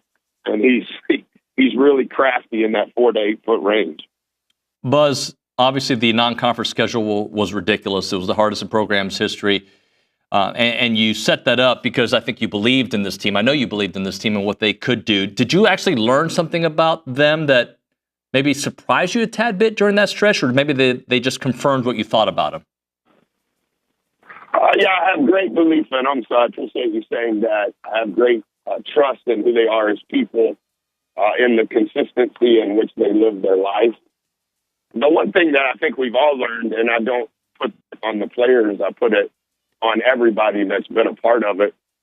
And I had probably a little bit more time over the last 10 days than I typically do just to have a kind of a broader vision of what's transpired over the last 9 weeks. The margin is almost invisible. I think when the season is over, I would predict as of now we'll have 25 quad 1 or quad 2 games. That's a lot. And I think 7 of the first 13 that we played have either been a 1 or a 2. So from a scheduling standpoint, mathematically, I think we went about it the right way. You never know. I think what I've learned the most is the maturity that's required. Yes, you have to be talented. Yes, all the dates have to work out. Yes, you have to be somewhat injury-free in order for every game for you to have a chance. I think the maturity that's required in between those games is paramount. And I think that your preparation from your staff on how that gets to the players and then their ability to receive it in a mature way and then execute it is very thin. The margin's very thin, and I think it's forced us to grow up. And I don't think that we were immature, but I think when you play in the environments that we played in, specifically the neutral site games, it requires you to understand the value of a possession, and that's not talent, that's maturity, that's consistency, and our staff and what they've presented to our guys and the ability for those guys to absorb it and then execute it, I think has been tremendous. We're thankful for the results, but I think the process, that's how I would probably answer that question best. Buzz, we talked non-conference, and now the conference season begins, and it's harder than the non-conference, and it was already a hard non-conference. I mean, just the SEC overall, this is the most loaded I've ever seen it. Yeah, that was one of the things that I wanted to kind of study after Houston Christian. I knew we were playing ACU, but I had a little bit more time to diagnose what we had done. But the reason I wanted to better understand what we had done, to be honest, was to have some level of context on where we're going. And not really for me to explain all of the specifics to the team, but, you get, like everyone, you get so consumed in your own world, in your own schedule, in your own preparation that you don't have as much time as I think an outsider would think on, hey, did you see what happened with XYZ? And I'm like, oh, no, I had no idea. You're so focused because that's what's required of what we've done. And statistically speaking, there for a while, it looked like it was going to be the 2004 ACC that would be slightly ahead numerically of this year's SEC in college basketball history. And that was about 3 weeks ago. And now it's unquestionably through the first 9 weeks of the season, it's the best non-conference that any conference has ever had. And like I was studying some of that before Christmas. I mean, right now, every game is going to be a quad 1, except one. But the one that's not quad 1, because of who we're about to play and who they're about to play, every game is going to be a quad 1. And that's remarkable. And all coaches are going to talk about it's the best league. But even if you remove the opinion and you just look at the data, I mean, 3 of those teams haven't even lost a game. And depending upon which metric you look at, I mean, 9 or 10 of those teams are in the top 25. And I don't know. I mean, is it going to be 12 teams out of our league that get in that large? Is it going to be 13? Remarkable. I know it's about to be a lot of chaos over the next 10 weeks, but when you just look at it from a data standpoint, it's like, wow, it's never happened before. So obviously it's historical. Buzz Williams with us here on TexAgs Live. Buzz, let's talk a little bit about the bench the other night. Just 45 points off the bench, everybody contributing.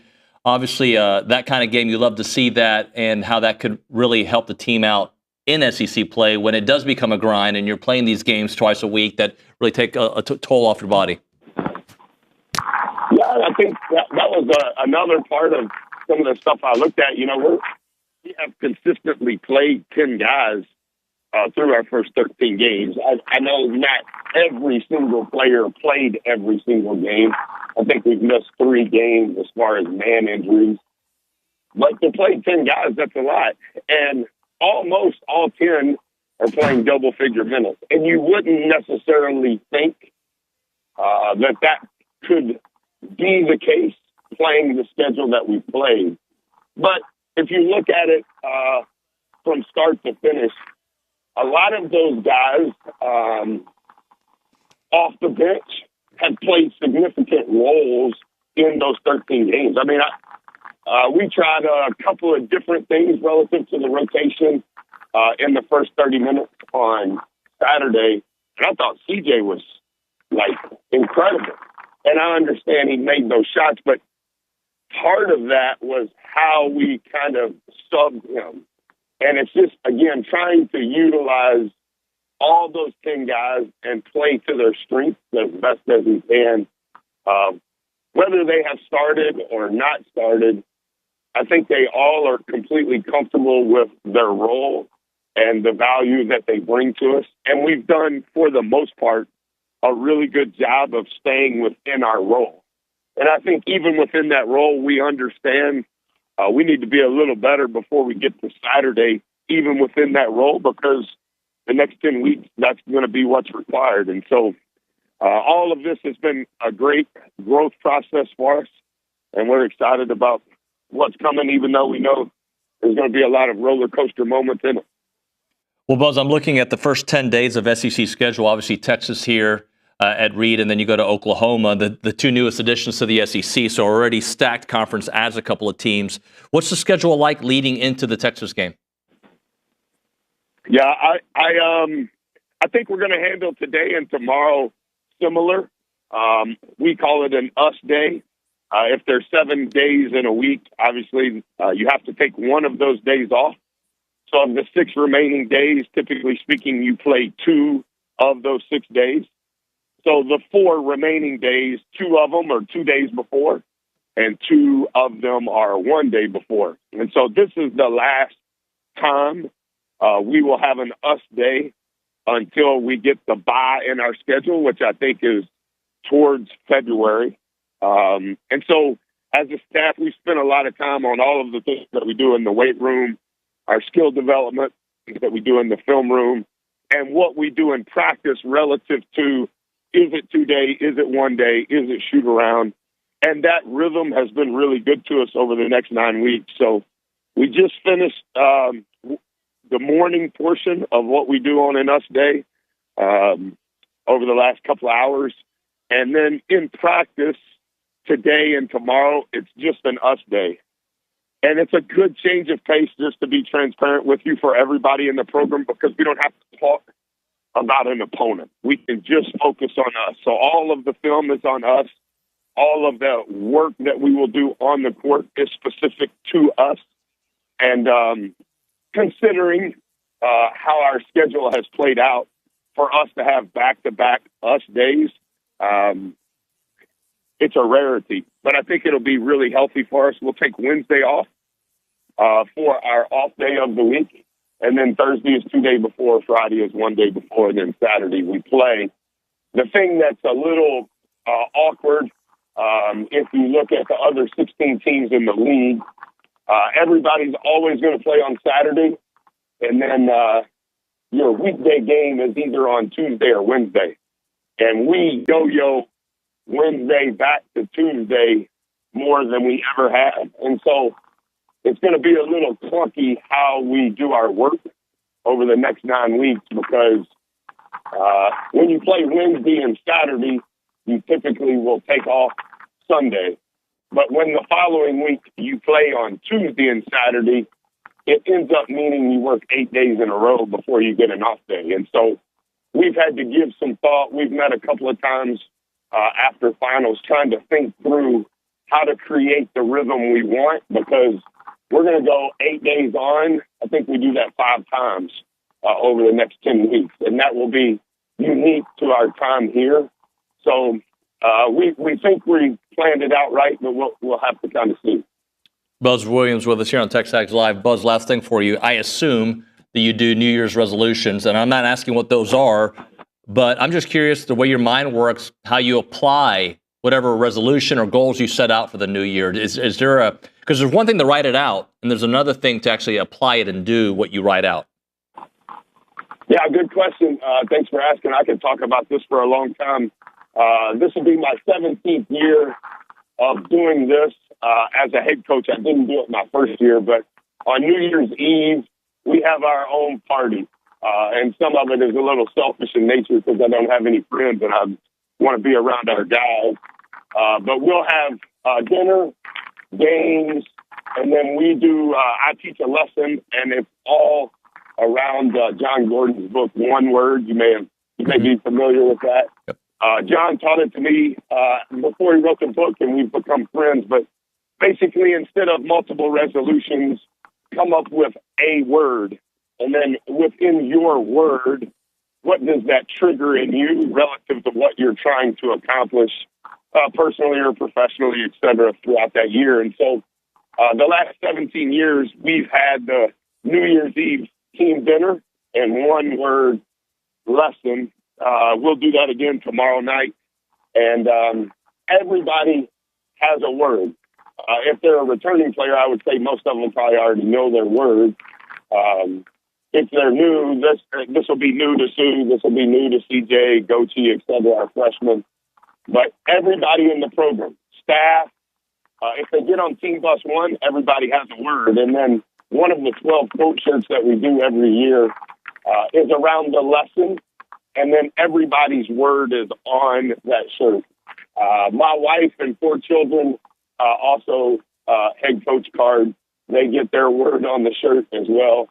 But that's what we'll do tomorrow. And so I have a couple of words that I'm still trying to discern what's best. I always tell the program what my word is first as I'm kind of teaching the lesson. So instead of resolutions, it's a word, but specific to the habits that I do. I have 9 habits every day. Landry's in charge of my calendar, and we track those 9 habits every day, and she gives me an update every month at the end of the month. So on Wednesday morning, I'll have a calendar meeting with her to go through all of my 9 habits over the previous 365 days because it's the last, obviously, new day of the year. But I keep up with all of that stuff and have for years. So it's kind of, I think habits matter. So that's one of the things that we'll talk about tomorrow night. Buzz, Happy New Year's. Thanks for making some time for us here on the show, and we'll see you on Saturday at the game against Texas. Okay, thank you so much. Thank you. Buzz Williams on the Boss Firearms Hotline. Appreciate his time. We'll hit a break. Billy is in the building. We'll chit-chat with Billy. Your questions can come in. Our takes will come out. You name it. We'll be doing it here on the program. Let's talk Bird Dog. Aggie owned and operated company creating access to hunting opportunities. If you like to hunt, they're going to hook you up, right? You just go to the website, birddogit.com, and they'll set it all up for you. You're trying to find a hunt in Texas, and they've got several other ranches around the country that they can go to. But you set it up. They'll set it up for you. You just go and enjoy, right? You want a 5-star ranch? Because we did it in Brady, Texas, and had the time of our lives, right? You can go to Brady. You can go to several other places. You can go to Mexico. They have so many different ranches they have partnerships with, and they're going to take care of all the logistics. So all you have to do is have fun. All you got to do is hunt and hang out with your buddies or make some new friends. If you're a new hunter, they'll kind of teach you some things. If you're a seasoned hunter, you can take care of the business. Just go and have the good old time.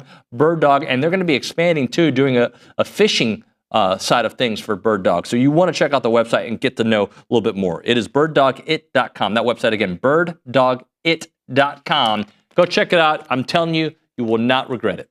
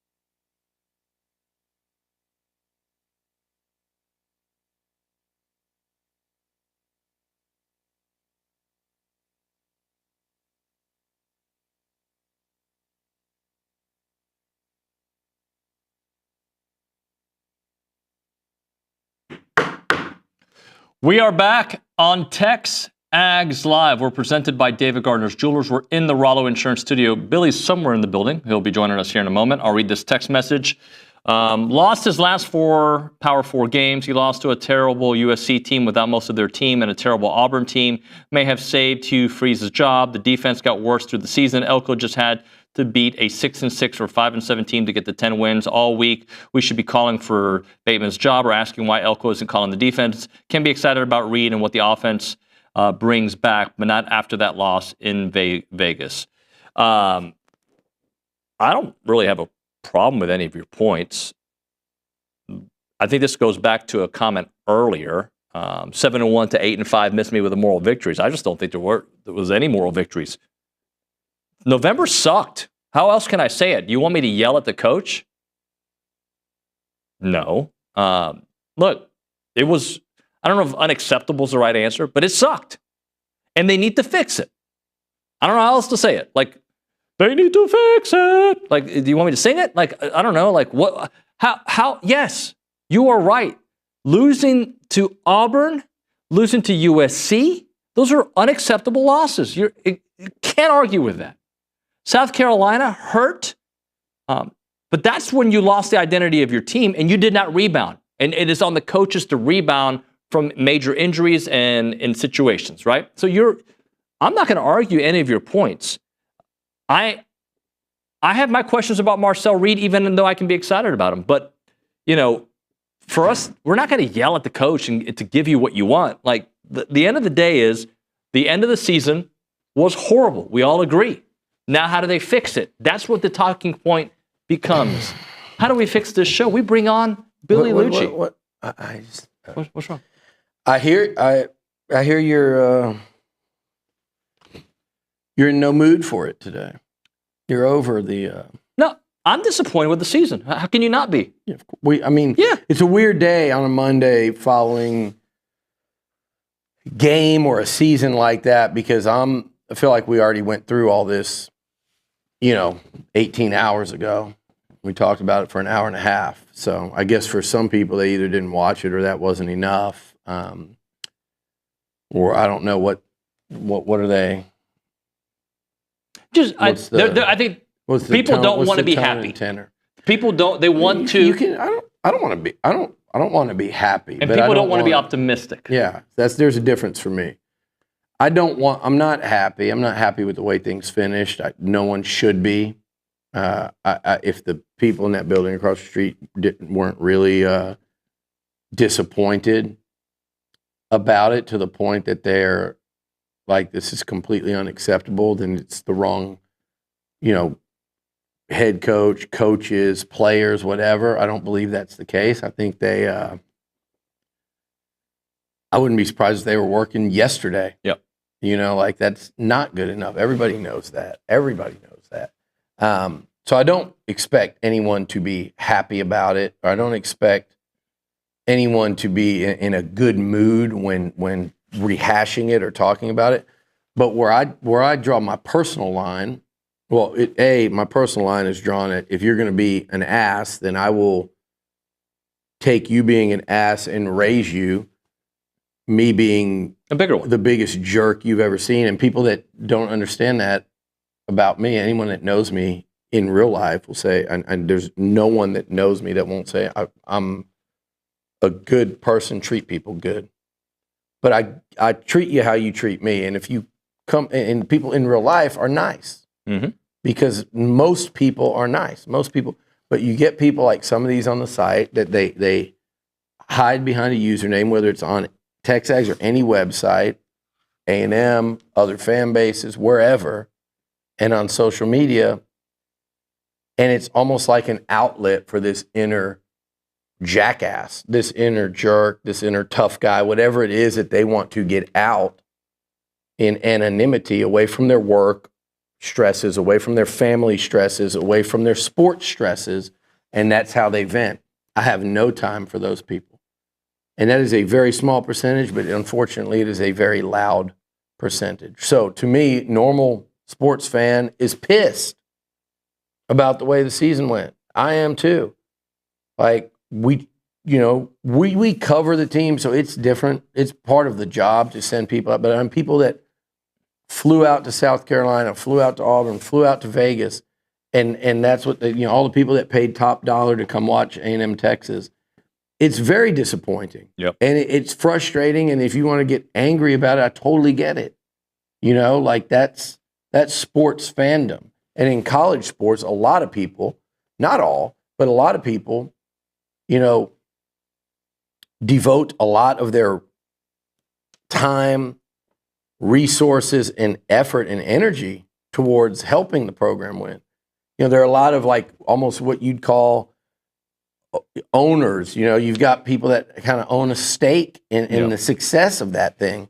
So then there's a whole nother level of frustration. So I get all of that, but where I draw my line personally is that whether it's 1 day later, whether it's 1 hour later, whether it's 2 days or 2 weeks later, 2 months before finally in the off season, but you don't have the right to just and expect to be welcome. And I'm not talking about on this site. I'm talking about by your friends, your family, other Aggies. You don't have the right to expect people to not say, okay, I don't want to hear that. Just as much as you don't want to hear anything.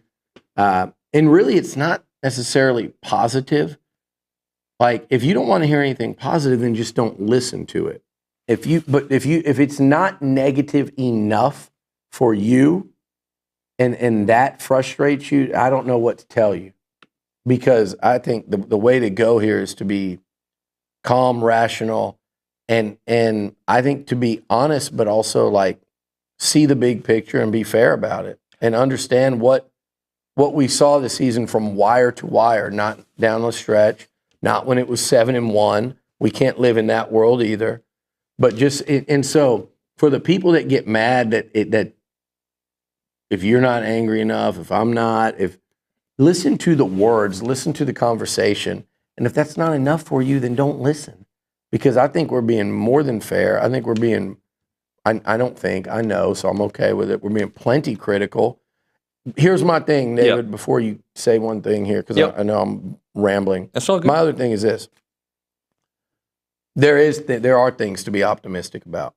And if you want to say, I just don't want to go out there yet and get hopeful about anything, look, nice wide receiver core. They're adding the portal. That's great. You're bringing back a lot. You're keeping a lot of key players in NIL. Some of you guys might think some of them aren't key players. I'd agree. Not all of them are guys that I'm going, man, this guy's going to come back and be this guy and be an all-conference player. I get that. But they're doing a great job with player retention. They signed a really good top 10 class, and they're doing some nice things in the portal. And if they can finish off the D-line, I think you feel really good about the portal. I personally still wonder why there's not room for, say, another linebacker, maybe one more DB. I think you could see that in the secondary, but I would really try to go find me another Scooby Williams type at linebacker in this portal. I think there's a need for that. Anywho, long story short, if there's people that want to be optimistic or people that want to be realistic and just go, hey, I'm not completely sold on this offense. I didn't like what I saw at a lot. You can't say it all the time. You can't. But at times in year one, I saw enough where it really makes me kind of go, I got to see it to believe it. I'm not going to buy in. I get that. But to look at it logically and not expect some noticeable improvement from year one to year two, I just think you're letting your anger get in the way and you're not looking at it logically with the personnel, the quarterback going from, being plugged in mid-season to where we are now, and to what he should be next year. There's a lot of things. So if that's not for you, that's fine. But don't crap on any and everyone that, frankly, is trying to look ahead and go, okay, where should this team be better? To do that, I don't think it's fair if you do that and you just ignore the concerns and hey, this is what we saw this year, and I'm not sure we can get to this. Right. If you just ignore that and don't do any of that, I get it. I think that's burying your head in the sand. But there are plenty of reasons coming out of this season to go, this thing can certainly work, and it is fair to say. And I know people, it's a little thing on TexAgs, and sometimes you're just like, it's not even worth looking at it.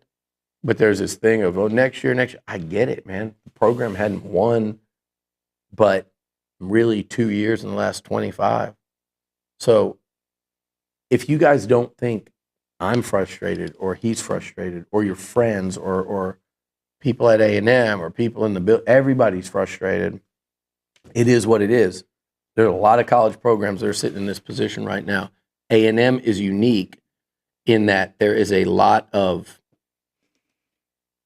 that's poured into it, and, in terms of resources and finances, and there's a ton poured into it. But again, you don't want anyone to say this, and it's complete, pardon my French, it's BS. I forget we're still on the radio, it's not Sunday, that you can conveniently shut that off, and no one can point out that it was year one of a head coach, and there were going to be some ups and downs. Unfortunately, the downs were at the end of the season. It made it feel like this, like it was just a spiral.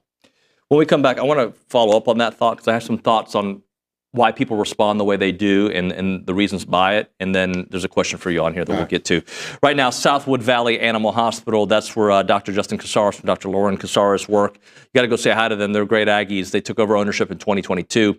Aggie owned and operated. They've been serving the Brazos Valley, though, even before they took over. They've been here for 30 years, and they just really care about this community, and they provide advanced medical care at affordable prices. They're elevating medicine here in the Brazos Valley. They take care of students in the community. They take care of TexAgs listeners as well because they are huge fans of this show, and they love the college students. So if you're a new client, give them the code TexAgs12. They're going to take off $12 off your first visit for being a new client and being a listener to TexAgs. And if you're a student, they're going to hook you up as well. The website is southwoodvalleyvet.com. That is southwoodvalleyvet.com, 979-693-9898. That is 979-693-9898.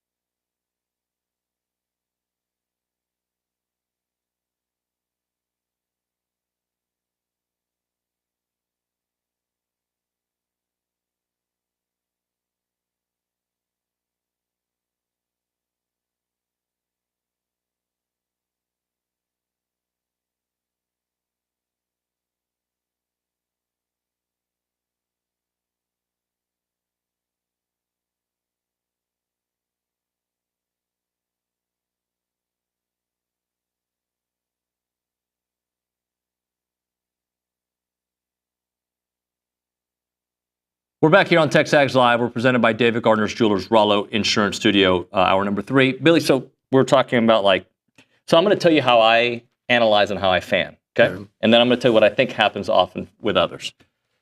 I have my initial reaction, right? That I get upset, and like we all do, right? But I tend to like to get more information before I make for example, there were a lot of people who jumped on getting rid of Jimbo early. Okay? Yeah. Before I was ready to do that because I wanted more information. Now, they got rid of him. They moved on. Connor Wigman. I wanted more information because I looked at the first couple seasons of him being here and the moments that we had outweighed the bad moments. It did not work out. So, but I think there's a lot of people who like to jump on something early so they can say they were on it early. Like Dave on the YouTube page. Oh, I was telling you 3 years ago that we had to get rid of Jimbo. Okay, that's fine. But sometimes I think you like to die on that sword because you did it early on. You just want to be on it day one. You want to be right. You want to be right from the beginning. Everybody wants to, Yes. but some people will magically forget when they're right. I mean, when they're wrong, and tell you all about when they're right. So there is that, and yeah, like being out on Jimbo. Let's say after the 2021 season. Okay.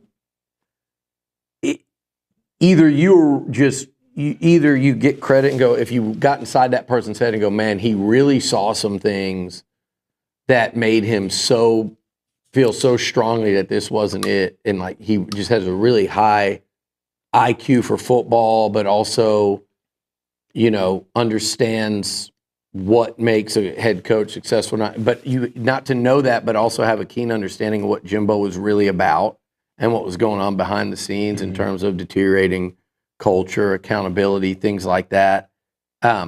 Unless you had all of those pieces and could, understand them and break them down and understand their impact moving forward on the field, on recruiting, you were probably just guessing.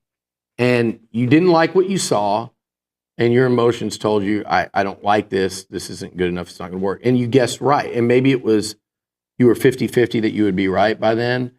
But it was tough. 21 would be like the early people getting in on it, because in 2020, he had gone 9-4. Then they played all those number ones in year 2. And then in year 3, went and won an Orange Bowl and had the second best team in the SEC and missed the playoff by 1 spot. So if a year after that, an 8-4 season with a win over Alabama, with a backup quarterback, now who was to know that you were just going to continue to have backup quarterbacks because there was just something, bad O-line play or putting your QB in harm's way in terms of protection? I don't know. But you didn't know that after the 21 season. All you knew that was Haynes King broke his leg. The guy before that had started for 4 straight years, so you weren't going to predict the quarterback thing. So you guessed, and you guessed right. And you probably guessed a lot of things wrong, too. It's like, I joke, but it's also serious, as people of other fan bases will say, you're wrong about this, that. Like, of course, I say a lot. I'm wrong a lot. I'm also right a lot. You guys will never point out when I'm right. And angry fans won't point out when anyone's right if it doesn't fit what they want. Yeah. And happy fans won't admit that people that are being negative about something is wrong. It's the way of it. I mean, and all of that's fine if you're not a jackass. And if you're running like a Twitter account and you're A&M related and you want to sit there and take shots at us and this, like, I'm not going to engage back typically with that, because I'm not trying to give you any kind of platform. There are some people in this business, and I even mean on social media, who I really like and really respect. Good people working hard, some providing really good info, some are terrible. And if you are one of these sites that I don't have any respect for, and most of them I do, there's a couple of them that like to take shots at us. The door's right there. We don't do that on social media. I would love to have a conversation with anybody at any time, but I'm not giving you that platform that you seek. It's not going to happen on our forums, not doing it on social. So it's a failed effort if you try to bait me. As most know, I would rather go banter and talk crap with other fan bases than sit there and acknowledge Aggies trying to attack us. Not getting it. Yeah. Let's hit a break because if not, we will miss. Bro, we got time. Well, I don't care about the. We'll go after. I got something at 11:30. Well, we can go after till 11:15. All right. Milliken Reserve time. I got something at 11, and I'd push it back for you. Really? Yeah. Well, you got. Oh, I came early today though. I showed up at 7 o'clock for you. I got a ticket for you today. For me? Yeah, I was speeding over here. And, Because you left your house late? Because I was in the shower and I hear someone yelling my name. Okay. I'm taking a shower. There's some man, Luch. And I'm like, it's the shower. You can't really hear, so I turn the shower off. Doesn't that freak you out? No, I mean, Steve he's up here working, and he had gone through my backyard. I had the back door open, letting Griffin out. He goes through the backyard, comes in the back door, and I'm sitting, walks in the back door of my house, and I'm like, who is this yelling from my living room? And I go out there, and there he is sitting on the couch. So he delayed me, and I'm speeding to catch up, and I get pulled over, and I miss Buzz. So I blame you. I'm used to it. Why are we doing a show today? You're just taking the whole New Year's off. That's not your style. No, why? It's not my style. What? I know your style. You would, if, never mind. We'll talk about. You think I would do a show tomorrow if I could? No, but I think today you would. I think after a game, after the end of a season, you would do a show. No, because of the people texting in and calling in, I would know that those were the people that were going to be out, and I would say, no, let's not do it. We did all day yesterday. Note to self, in the future, Zane and I are going to do it. We're going to take 3 days off for the new year. Now that I know. Well, no, if you would have said, hey, do you want to record something on Sunday and do a little something extra and then not do the show Monday, I would have said, sure. Okay. Well, note to self. I know how to handle this moving forward. Milliken Reserve Time, farm to table community in College Station. Homes, trails, farms, and wide open spaces. Great place to go fishing. Great place to go hiking, biking, canoeing. You name it. You can do it all at Milliken Reserve. It's an awesome, awesome community. I highly recommend you check it out. They're committed to maintaining and restoring that natural habitat. They've got all the animals you can imagine, from the white-tailed deer, the songbirds, the rabbits, the turtles. And homeowners there at Milliken Reserve share in a legacy of conservation, which means generation after generation, you're coming back to that pristine countryside place. You go there, it's going to feel exactly like it did the first time you walked over there. Hiking, biking, canoeing, as I mentioned, they are an awesome community. Learn more at millikenreserve.com. That is millikenreserve.com.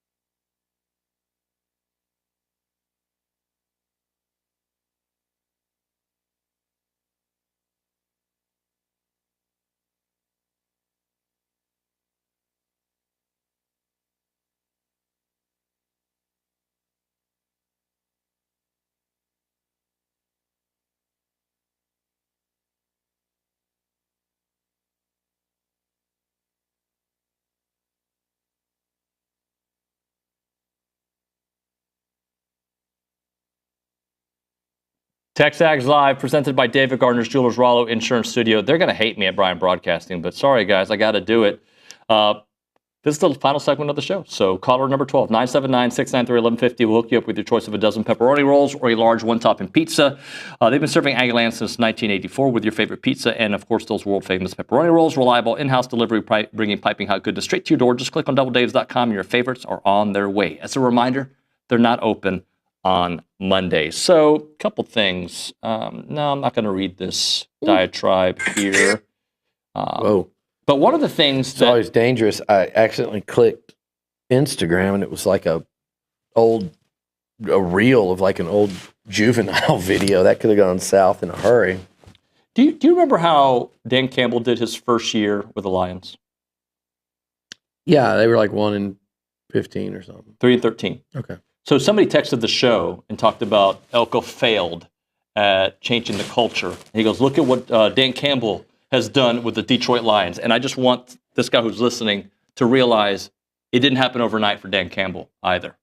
Yeah, it doesn't happen overnight for a lot of people. And it just, they're both things can be true in that in its totality, what they did this year in year one, for any first-year coach, and you can go down the list of things that they did accomplish. And I won't do it again because all of you know it, and you either choose to acknowledge and go, yeah, it's actually good for year one, or you don't. But there's also the reality of how you finish. Yep. And that's unfortunately going to linger in the offseason, and it should. It should for everybody involved. It should. I get it. If fans want to be like that and say, hey, it dulls the enthusiasm moving into next year. And maybe as we get closer to the season, I'll start feeling better. I get that. I get the psyche of a fan because like anyone that covers anything, I am one. And people want to do this thing where, oh, you're just, no, I'm not just a fan. But I am a fan. Mm-hmm. I understand being a fan. I'm a fan of the Aggies. I'm a fan of the Astros. I'm a fan of the Lions and the Texans. I'm a fan of my friends in sports. I'm a fan, like you, I get it.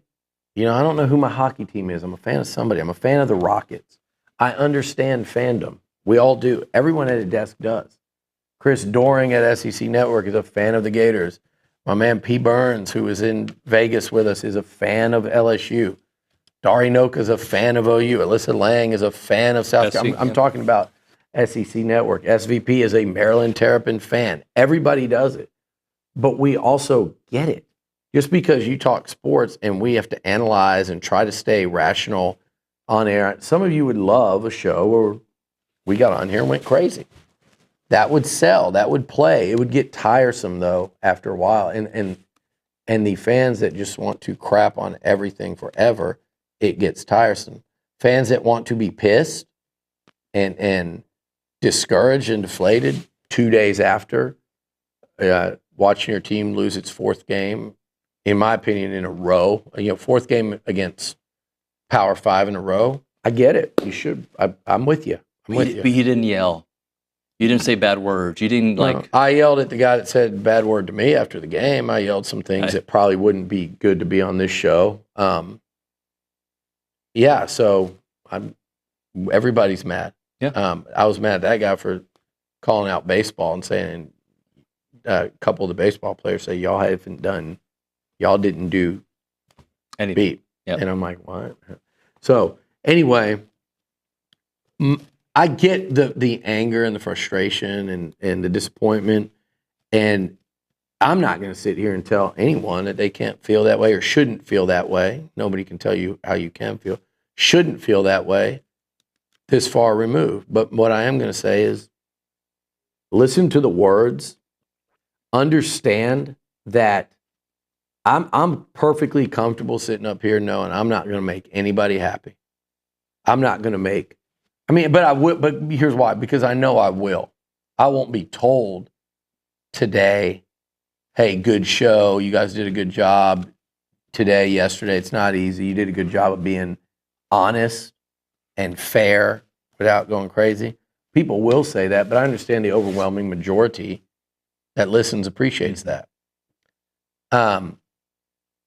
I don't care if you don't like it. Just don't be a jerk. I don't care if there's sensitivity across the street, whether it be coaches, players, offense, defense. I don't care about that either, because I sit here and know that we're doing it the right way.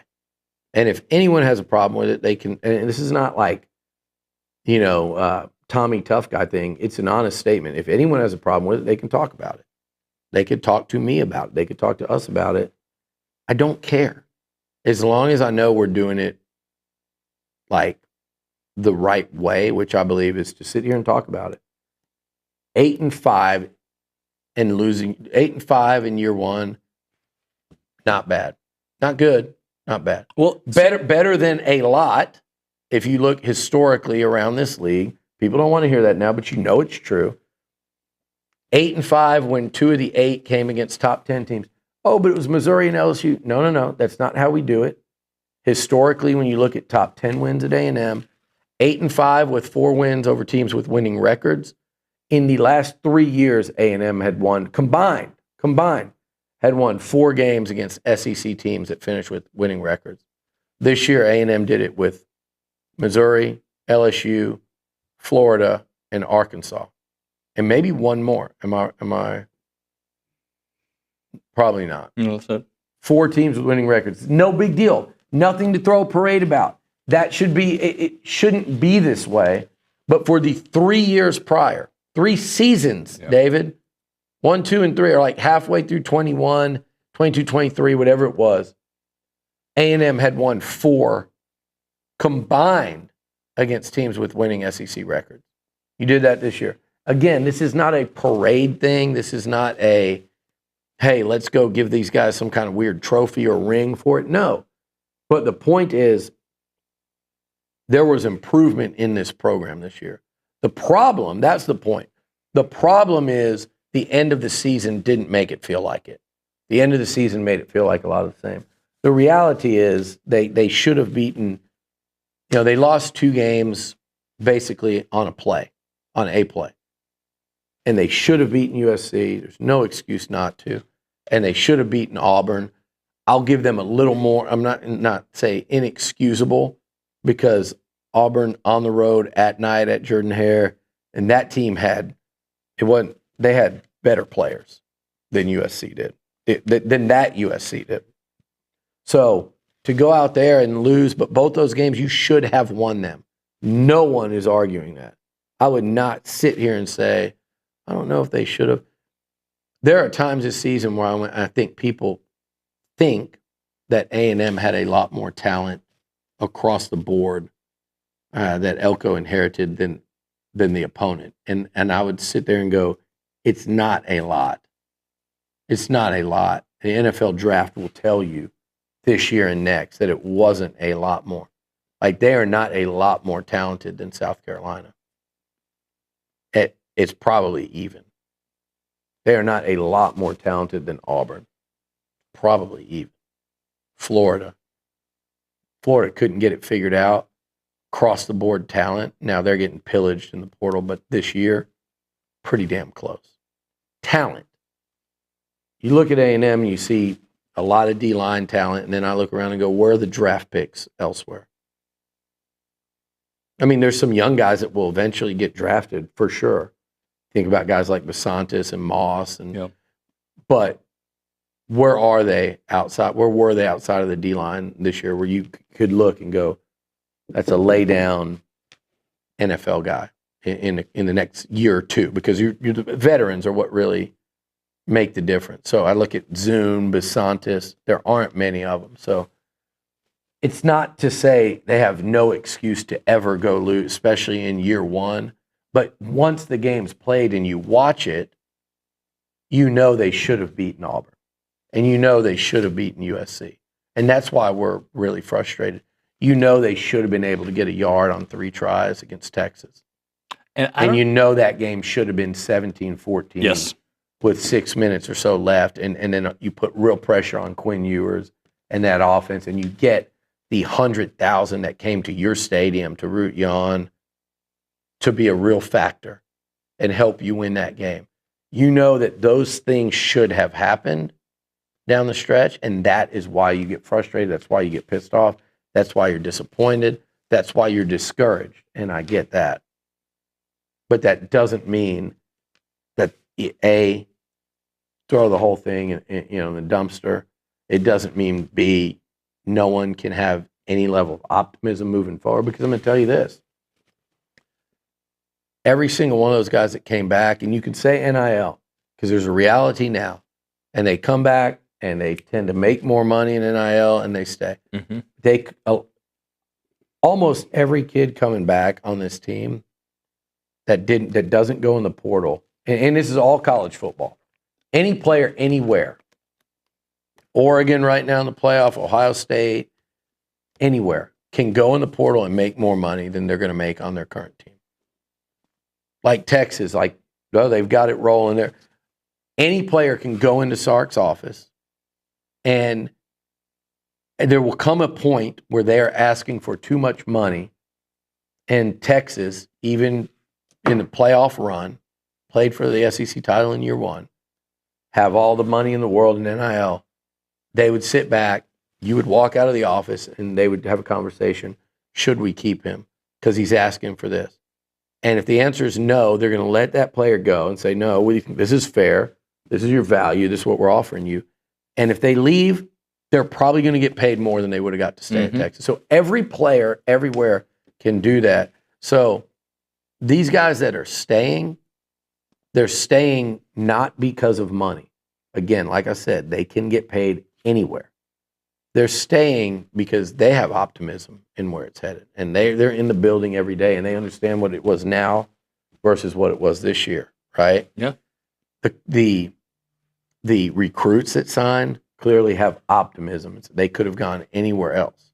These portal additions, the Hudson, the Craver, the Concepcion, they have optimism. It doesn't mean it's going to be right. I understand it. You don't have to follow that up. Let's act like human beings here. I know that it's not a guarantee that this passing game is going to just explode. Marcel has to continue to develop, which, by the way, I thought he played. I went back and rewatched the game. I think he played a lot better. He's obviously got a ways to go. He's a freshman. But there's no guarantee of that. There's no guarantee that Klein, is he a 10 as an offensive coordinator, is he a 2? You don't know that yet. There's no guarantee. I get it. But these receivers had a lot of confidence in this passing game moving forward. They had a lot of confidence in this quarterback. So it's not unacceptable to sit here and talk about the future even 2 days or even a day after and go, okay, that you can do both. You can say that sucked, that wasn't good, that was inexcusable. And then you can also say, but the year as a whole wasn't a disaster. It was actually a solid first season. And then you can look in the future and go, I've still got reasons to be optimistic. And I could see this team making a big jump next year. My message and my thoughts a few days later is it's not guaranteed. What concerns me is the schedule versus year 2. Year 2 to me is always it's the hardest one because you still aren't going to have things exactly as you want them. But the expectation, as it should be, is to make a jump. Now, I don't know, maybe losing to USC and Auburn has created the window to make a jump now because you weren't 10-2, you went 8-5. Now there is, but I think this team needs to figure out a way next year to get out there and win 9 games. And I'm not saying that's, the desire, but I'm saying hey, you need to go 9-3, go win a bowl game, be 10-3 in year 2. And you look at that schedule and you go, man, that's gonna be hard to do. But that's the job. That's all this money being spent in the portal. That's that it is what it is. NIL, the whole roster, you're up there. You're not at the top, but you're up there. And the expectation is that you make a jump. And again, it doesn't have to be, I want to see it in the playoff, but you just need to see a significant jump in year 2 against what I think is going to be a much harder schedule without, 3 defensive linemen that went to the NFL. That was your strongest position group this year. But I think the D-line didn't perform at the just truly dominant level I thought they would. So I do think you can you can field. There's a world where you can field a better defensive line next year, but you've got to go. I think you're still a couple of significant portal additions away from being able to feel comfortable in that you can do that. Yeah. All right, Billy, you're going to do some content with Zane. We're going to do Ask Liucci. Okay. And go, yep, there you go. Thanks, everybody. Check it out on TexAgs.com. See you next time.